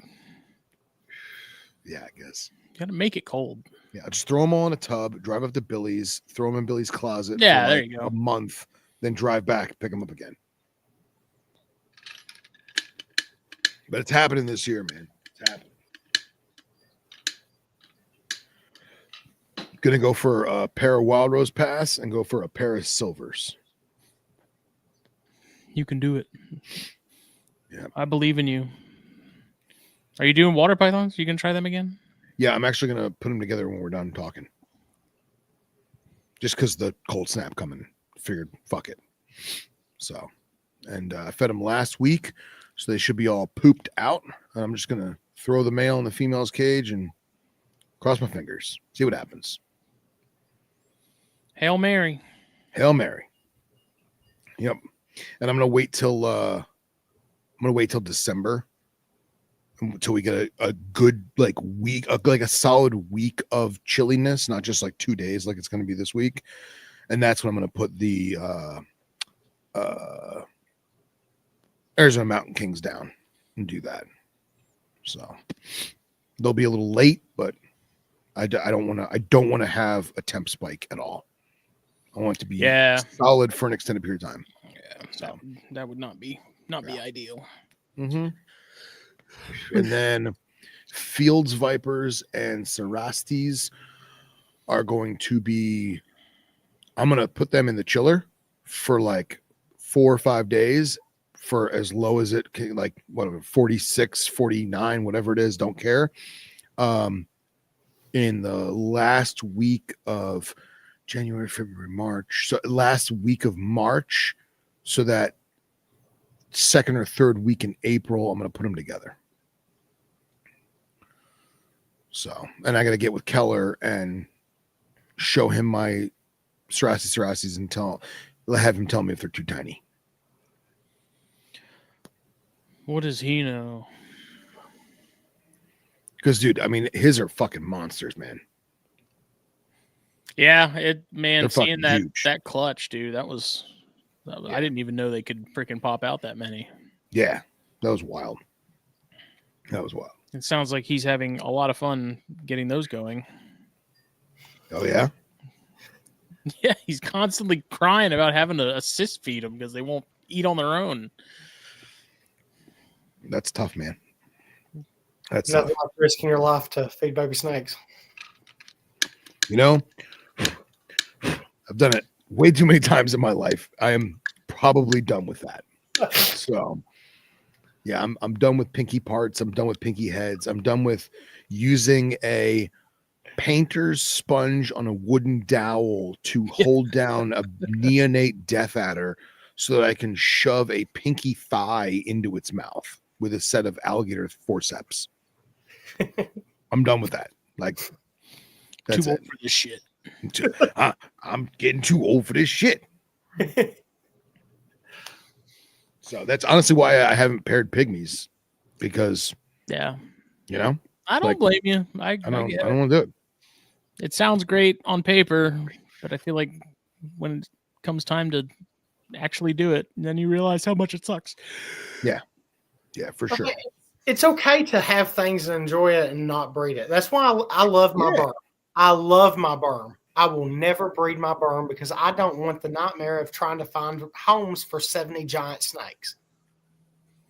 I'll never breed it. That's the problem, man. Like, if they only had like 4 to 12 babies, Wouldn't be such a big. Yeah. It'd be cool. Yeah. And that's honestly another reason why I love my Cape Puffs, because my Cape Puffs don't have massive litters. They usually only have 8 to 10 babies, not 60 or 80 fucking babies like the Tanzanians or the Moroccans or the Mauritanians. Yeah. So Why is there a particular reason they all have such small litters? because they don't get as big. No. Most puffs that are Namibian, Southwest African, South African, even some of the stuff out of Mozambique, they only get Like 2.5, 3 foot. borderline dwarf. Yeah, borderline dwarf. Yeah. Yeah. Don't get me wrong. I'm sure there's been 5 foot ones in South Africa. It's not like a law, but the majority of the stuff that comes out of East Cape, West Cape, KwaZulu Natal, most of those are usually around 3 foot. Mm-hmm. So like I've got a proven breeder female that I'm confident is either Eastern East Cape or KwaZulu Natal, and she's barely 3 foot. Wow. So yeah. And I would throw a male to her this year, but I want to give the male at least one more year. So because he will most definitely be ready next year. I went to give him a rat pup a couple days ago, and what I imagined was going to be a comparable meal, he housed it. So that I'm very excited for that. Hell yeah. That'll be cool as hell. I'm anxious to breed house snakes. Are you pairing this year? No, I'm so I'll get y'all's opinion on this. Like I have that Yes, you should. That long-term captive female from Keller. That's like a brown house. I don't even know if that's a full agnosis or what. Yeah, but now how old is it? Do we actually know or no? It's an adult. Like it's breedable. Okay, but is it like 10 years old or is it like 5 years old? Huge difference. I don't know. I don't think it's 10. Okay, cool. And then I have that one of the male that I got at Daytona. Mm-hmm. That by the time spring rolled around, I feel like could probably make it happen. Yeah. But they're not the same house snake. I mean, What's the you got at Daytona? They're full agnosis, but they're not like. I'll have to pull up pictures. Yeah, let's see them. Because like my concern, and I mean, talking to Jade, our resident South African in Texas, Our resident house snake junkie. He's kind of like, at this point, they're house snakes. I don't much care anymore what's what, because like, does anybody actually know? Yeah, I feel like with the exception of a handful of Capes, Auroras, and Dave Powell's Namibians, they're all mudded out. So just go designer, Let's see if I can find. Okay. Got a T negative female. Yeah, and honestly, I don't. As long as if it's full gnosis to full gnosis, it doesn't matter if it's a full gnosis from Ghana and a full gnosis from Togo. Who cares? I don't know. It just feels feels wrong to me to sort of mix them up like that. So like that's what the female looks like, right? That's a full agnosis. Right. And then like the two that I got from Daytona, they're not Capensis, but they look more like this. They don't have the lateral striping like that.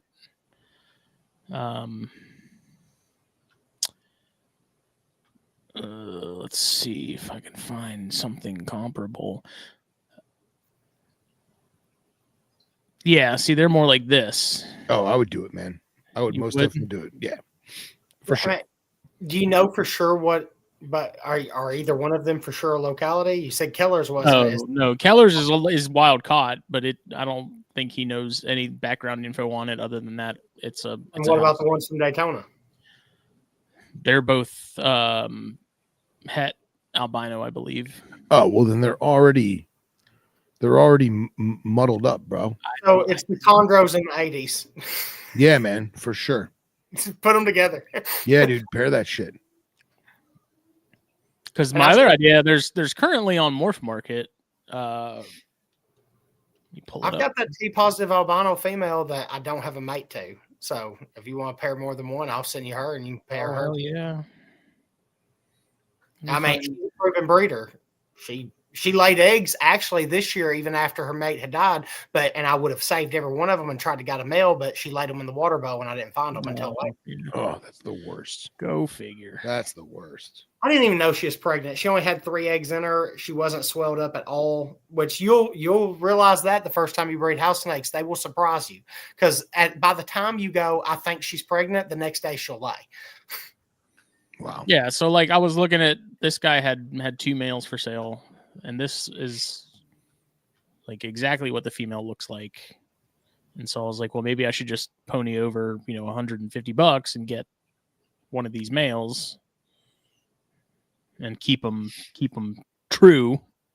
Honestly, but see right there, you can't even say keep it true, because what you showed me, the other picture where like the lateral line is broken or like mottled, that's probably the same snake. It's just a regional phenotype, or even just a genetic abnormality common in regional variances, whatever you want to call it. See, I wouldn't go this one doling says out from Kenya. It's a Kenyan. from Kenya. How? Kenya's closed. This just says no. This is this picture. Oh, I'm on the wrong tab. Sorry. Yeah. This picture. It says it's Kenyan. So I don't. I didn't think fulganosis was in Kenya. I thought that was purely a West Coast locality animal.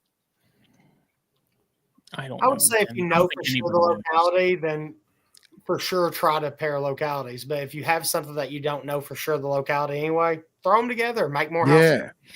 Yeah, man. I mean, especially since the one's already got muddled genetics. I mean, you said het this, het that. Like, it would not shock me if it has capensis in there. Yeah. Well, that's what I don't understand, because like you have this that says fulganosis. Well, so And you look at that, fulganosis, it's like that looks like capensis look like that. fulganosis was the catch-all for decades. So when they couldn't figure out if it should be its own thing or not, guess what? It was fulganosis. I don't care what people say. That's my staunch opinion. I swear those things are just teacup berms. Legitimate. Yeah. Someone did have some Namibians on Morph Market here recently that were really sweet. Oh, they're still here. Was it David? No. Because his are fucking gorgeous, man. Those crazy derpy eyes. $300 a pop. There was a table at Daytona that had a couple of them. Those were David's. Were they? Yeah, it was on. I think it was on Trumbauer's table. No, it was like another row over. I think yes, you're right. I can't remember the person who had them, but that's David gave them to him to sell. So Gotcha. I need to hit up David. I love those little bastards, dude. Yeah. They're so much fun. Oh yeah, I say pair 'em. I say pair 'em. Black says pair 'em. What you gonna do? You gonna pair 'em. Well, yeah. I mean, if you want me to pair that female, I will, and then I'll send you babies if you want. Okay. Maybe when it's not freezing. Yeah. Did you cool yours at all? I unplugged the rack. So it got to like maybe 68 at night. Room The bear's full of cooling. Yeah. but I didn't really cool them. I unplugged the rack, and then as soon as when I started heating everybody up and I put them back on heat, I fed the crap out of them because they did lose a little weight over the winter. Not a lot. They weren't in terrible shape, but they did lose a little weight. If I was going to do it again, I'd probably feed them up pretty heavy before I cooled them. Well, it sounds, from everything that I've been told and heard and read, like it sounds like cooling isn't even really necessary to get them to go. Well, like I said, I didn't do anything to try to get them cooler. I just unplugged my rack because I was unplugging all my racks, and I just left them in there unplugged. Mm-hmm. Did you cohab yours while you like? Yep. I never pulled mine apart. I never seen any breeding behavior. I really didn't think I was successful until I got eggs. Mhm. Like I said, when I thought she was pregnant, it was just a few days and I had eggs. Wow. Well, then we'll add house snakes to the agenda then for Hell yeah. They're Hell very, yeah. very thin eggs, so you don't Mhm. see the lumps in the females very well. And see, you say that you just unplugged the rack and it dropped what, 10 degrees? Yeah, maybe. I mean, I usually have my racks somewhere around 84, 86 on the hot spot. So if I unplug it completely, then the whole thing is just down to like 68, 70. So See, that's wild, man, because like I'm getting at least a 10, 8 to 12 degree night drop nightly. So I feel like I'm gonna have to go colder. You know what I mean? On some of that stuff. what do you, which that'd be a lot of trouble, but you could put them in the wine coolers just for the night. Yeah. It's a hag, man. A lot of, it's according to how many you're doing, but yeah. venomous, Yeah. that's a whole nother headache. Yeah. I think you should try the duct to the portable. Yeah, well, I'm gonna fire that up Wednesday, and like I said, I have a couple spare 2-foot visions that are completely empty, and I'm just gonna pump it in there. I'm actually thought about just taking the whole box, putting that into a black box cube cage because I have spare black box cube cage. Mm-hmm. Turn the thing on, and then throw a Govee in there and see how cold it makes just that Viv. Yeah. You know what I mean? Mhm. Because like I can pour some water and I'll just leave it in the Rinkal's cage. Fuck it. I just feel like that's the path of least resistance at this point. Yeah. Like, and if you can get it to work, then fuck Yeah. yeah, you know. Yeah. If you're already in a 10-degree drop, how many more degrees would you have to get it to drop, you think, before you would kick off something? So like right now the Rinkal's cage is like 72 at night and then hot spot of like 87, 88 only for like 3 hours midday. I need it to be 55 degrees for like a month. I think if that thing's like a mini swamp cooler, Yeah. I can't hardly believe that you wouldn't get it in an enclosed space. How, Another 10 how degrees. big are the batteries? Like, what batteries is it using? I think it takes 6 AA's. I don't know. So I wonder how quickly it would burn through those, though. I have no idea. Is there no way to? There's no like USB. Oh like, no, there is. I can plug it in. Oh, okay. Yeah, so I can plug it in the wall. you're not going to have to run it off AA's the entire time. No, I could literally fish the wire in between the vision cage glass pane, and then next to it is the power strip that has the UVA or the UVB and the heat lamp and all that timered. Like it's next to their cage. So like I got you. I feel like that's gonna be the winner. But I it's just not don't like only portable to where it only runs off battery. No. It's not like a lantern or something. Even better. Yeah. But I'm just I hardly believe that wouldn't work. Yeah. And use that Floridian ingenuity. Yep. Swamp cooler for the win. I actually thought about just making a swamp cooler and just cooling the whole fucking room. What is a swamp cooler? Mr. Black, would you care to elaborate before I Have butcher it? You ever like seen it? auto shop and seen Yeah. the great big square thing that has the little ridges in the front? What it is it's a water basin in the bottom, and they pump it up and they let it drip basically through like the sponge with a massive fan on the back that pushes air through it. So the water is constantly, you're just getting really humidified, cooler air by it pushing through that sponge. Most good old boys will use an old igloo cooler.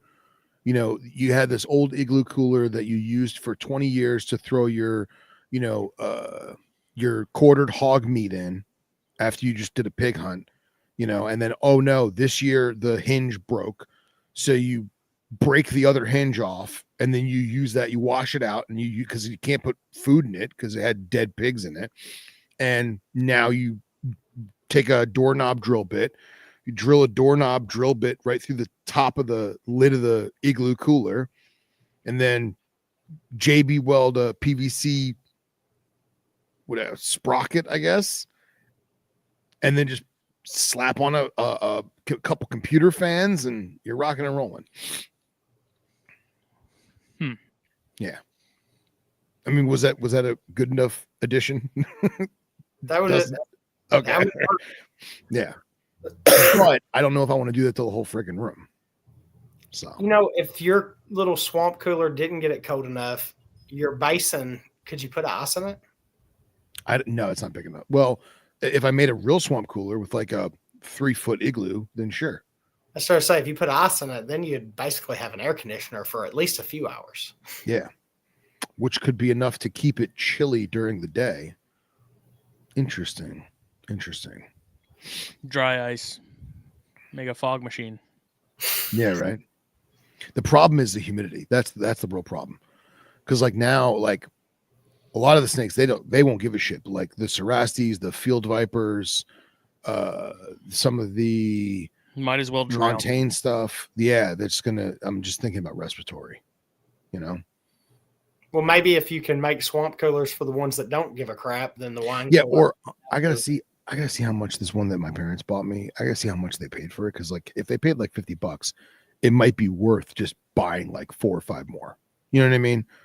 A long-term investment, whatever.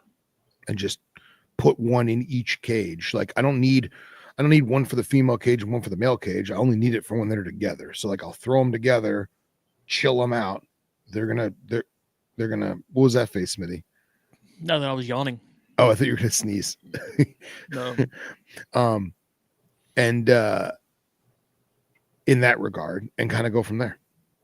The question is it going to be too much? I have to try it. This is a lot of what ifs.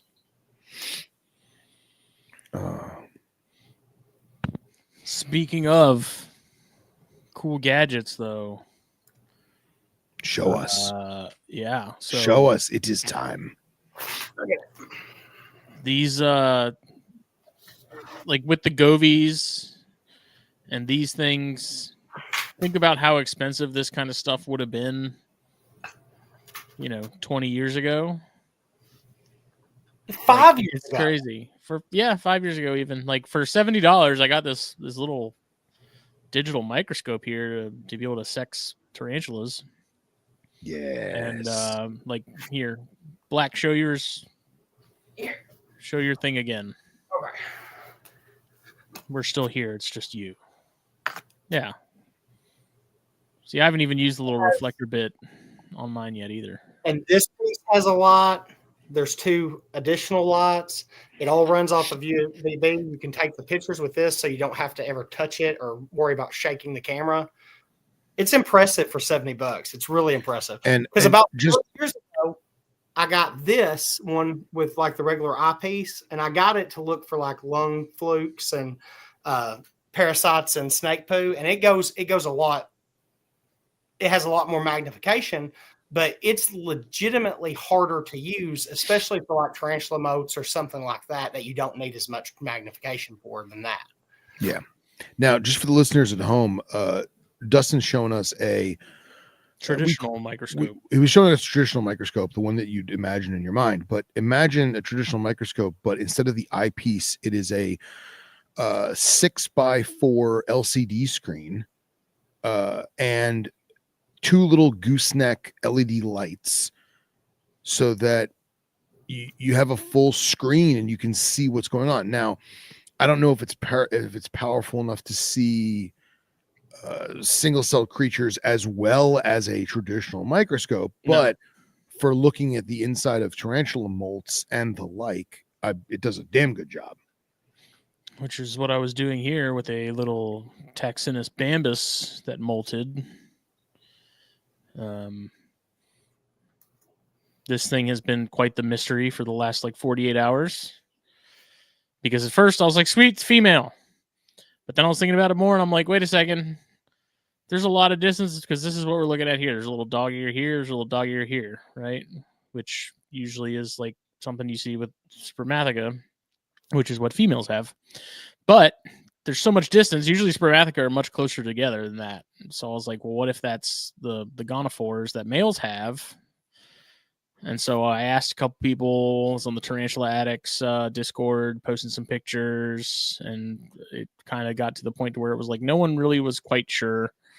Today, sent it to somebody who's much more well versed in sexing, and they think that it's a female. So, but basically, set it up, take some soapy water, rehydrate the molt so it's pliable and you can actually, unfold it and look at it. Which I will say before, like I would dunk this entire molt in the water and it gets kind of hard when you have the legs and every other part all in there. So taking this little syringe with some of that soapy water and just putting it on the spots that I need makes life a little bit easier.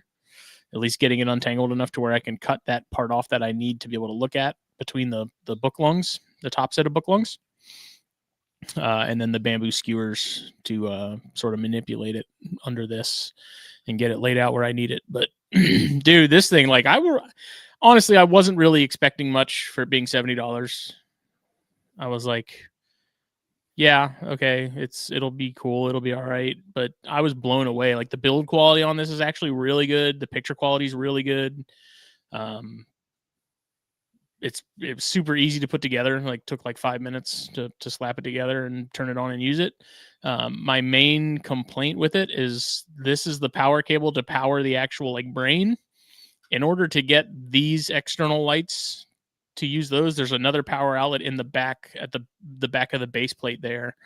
So it's not on one power source. You have to use two if you want to use the main light on the head and then the two additional lights, which is kind of dumb. And then I wish there was like some sort of Bluetooth capability, which I would expect on the more expensive model, not necessarily the baseline one, which is what this is. But it's awesome because it's like even if you don't have the little remote connected to take pictures, you can hit this little button here and it'll take a picture right there on the screen. It'll take video. It comes with a 32 gig SD card, like the micro SDs, which that was kind of something I had to tackle last night, was getting it on my computer because I tried to use my little micro SD converter chip that you plug into a regular size SD card, and my computer didn't even bother recognizing it. Like nothing happened. So I had to take a C2C cable and plug it up to my Mac and then move the files over to my computer. But you can take a C2C cable depending on what computer you're using, or a USB to C, and hook it up to your computer and use your computer screen as the screen instead of the 7-inch that it comes with. So and how much was this whole kit? This was $70 on Amazon. So I just sent you a video. I do not keep tarantulas, so I would not necessarily need it for that.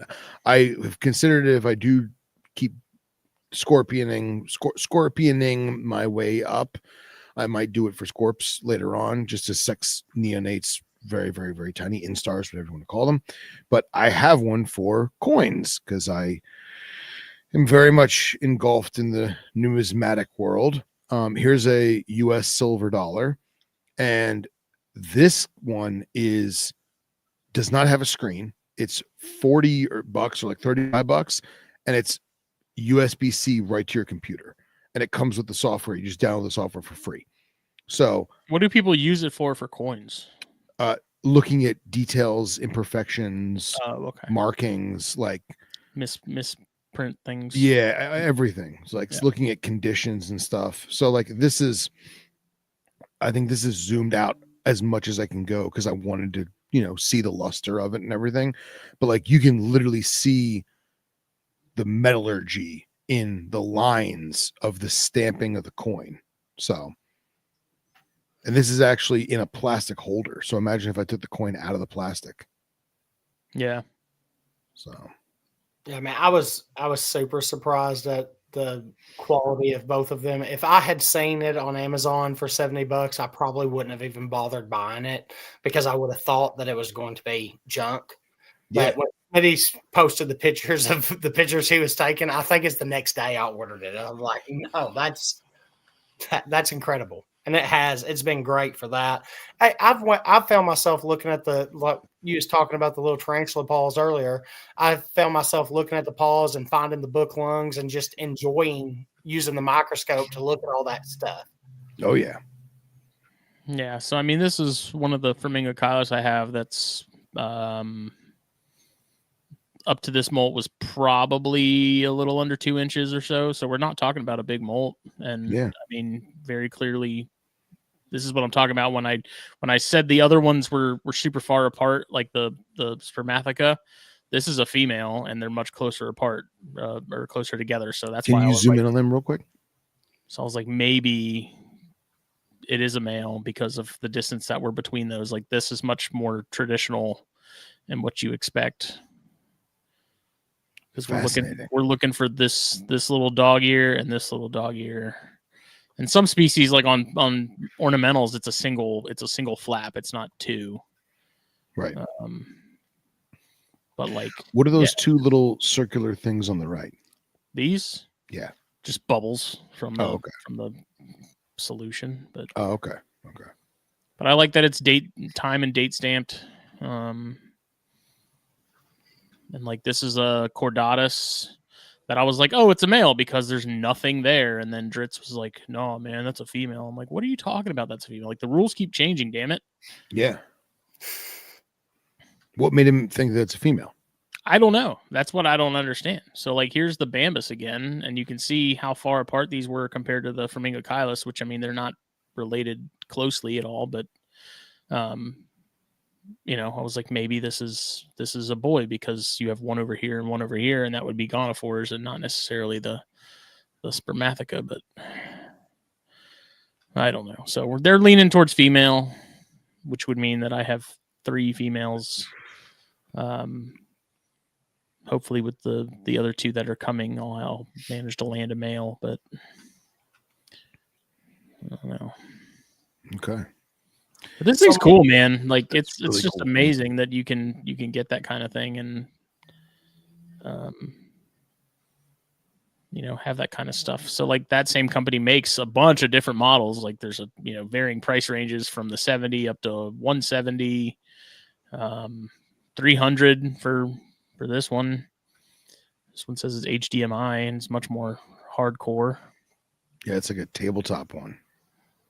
Even then, no, it's not even that much bigger. I mean, it's a little bigger, but oh yeah. Like eventually, that would be a worthy investment, I think. But yeah, especially if you're breeding tarantulas on the reg, and you got to individually separate all the babies and put boys and girls with girls or whatever, you know. But again, I wonder if there's any of them that have some sort of Bluetooth capability. Because that would be really nifty to be able to just send it to an app or something. Yeah. Instead of having to hook it up and download them separate. And yeah, I mean, it's only a matter of time until they get like microscope capabilities on a smartphone, you know? Right. So, and yeah, Mike, I still have Trans-Pecos copperheads. I have been swelling over. I have this one snake that is, I'm almost positive it's a T positive albino, and or some kind of hypo. It's just super duper light and like unlike anything I've ever seen. I gotta send pictures to some people. I think I've never paired it or did anything with it. I've just been growing it up. I think I'm gonna try and pair that to something this year just to see what happens.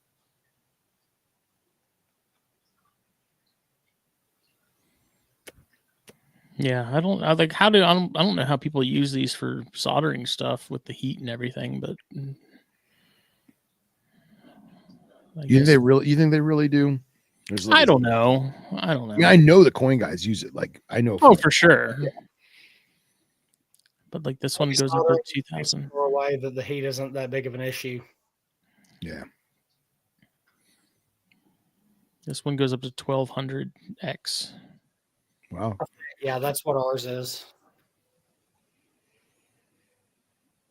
It's a fun thing to play with, and now I'm checking for molts regularly that I can actually use. One of my electric blues molted, but we're talking like teeny tiny to where it's like I'm not even going to bother trying to unfold that and get it on there.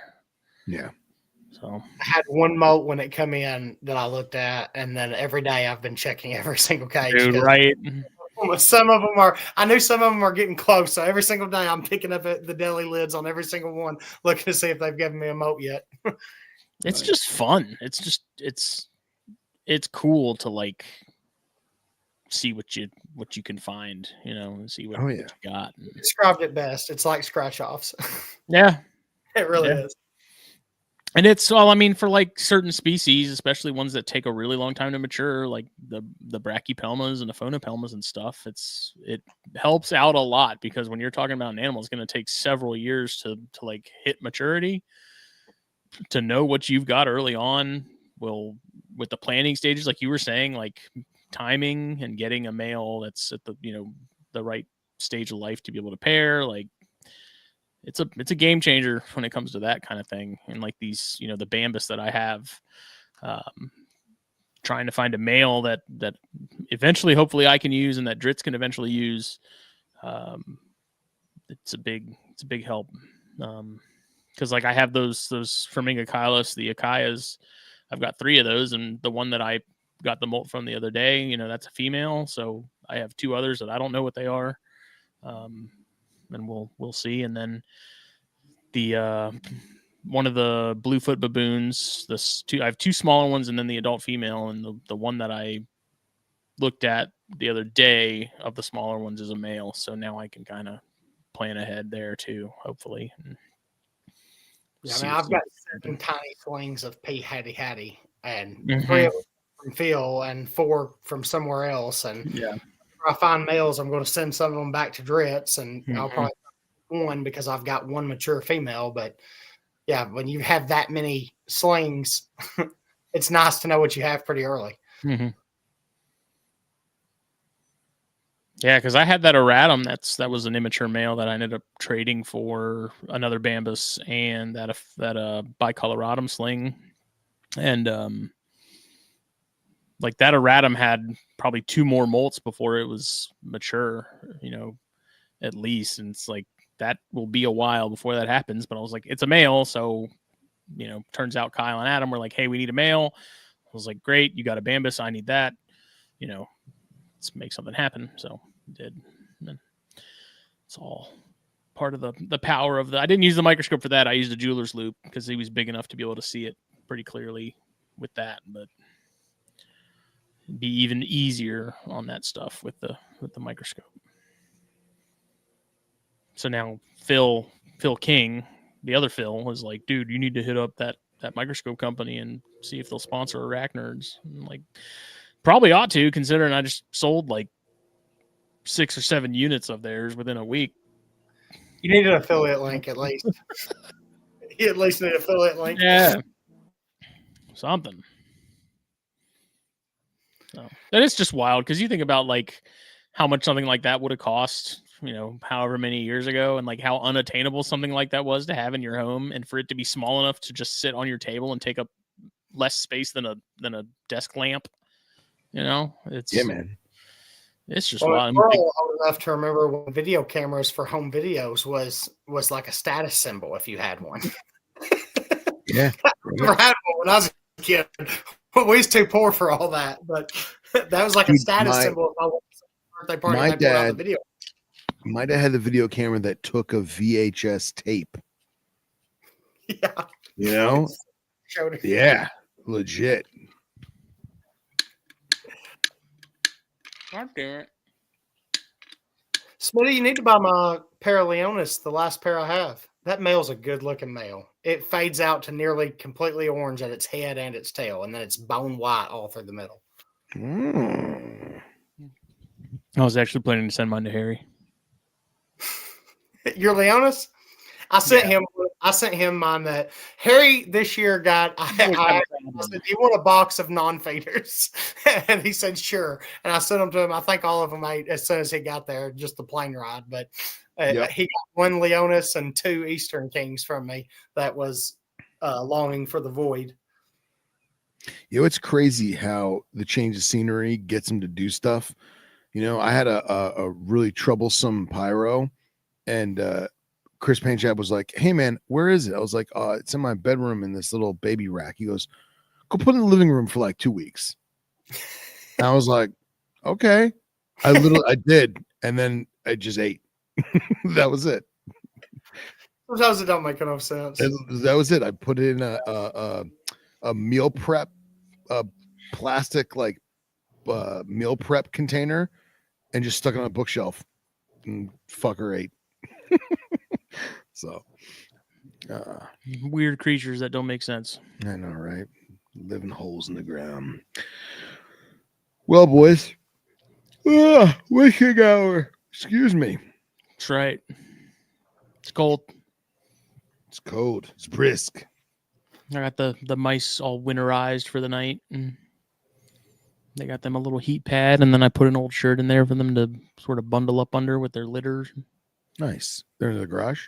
Yeah, they're right here under the podcast desk, Oh, nice. hanging out, getting spoiled. Cool. I offered a fuzzy to that Conicus that has yet to eat, and he did not care about it and left it alone. For how long? Overnight. Leave it longer.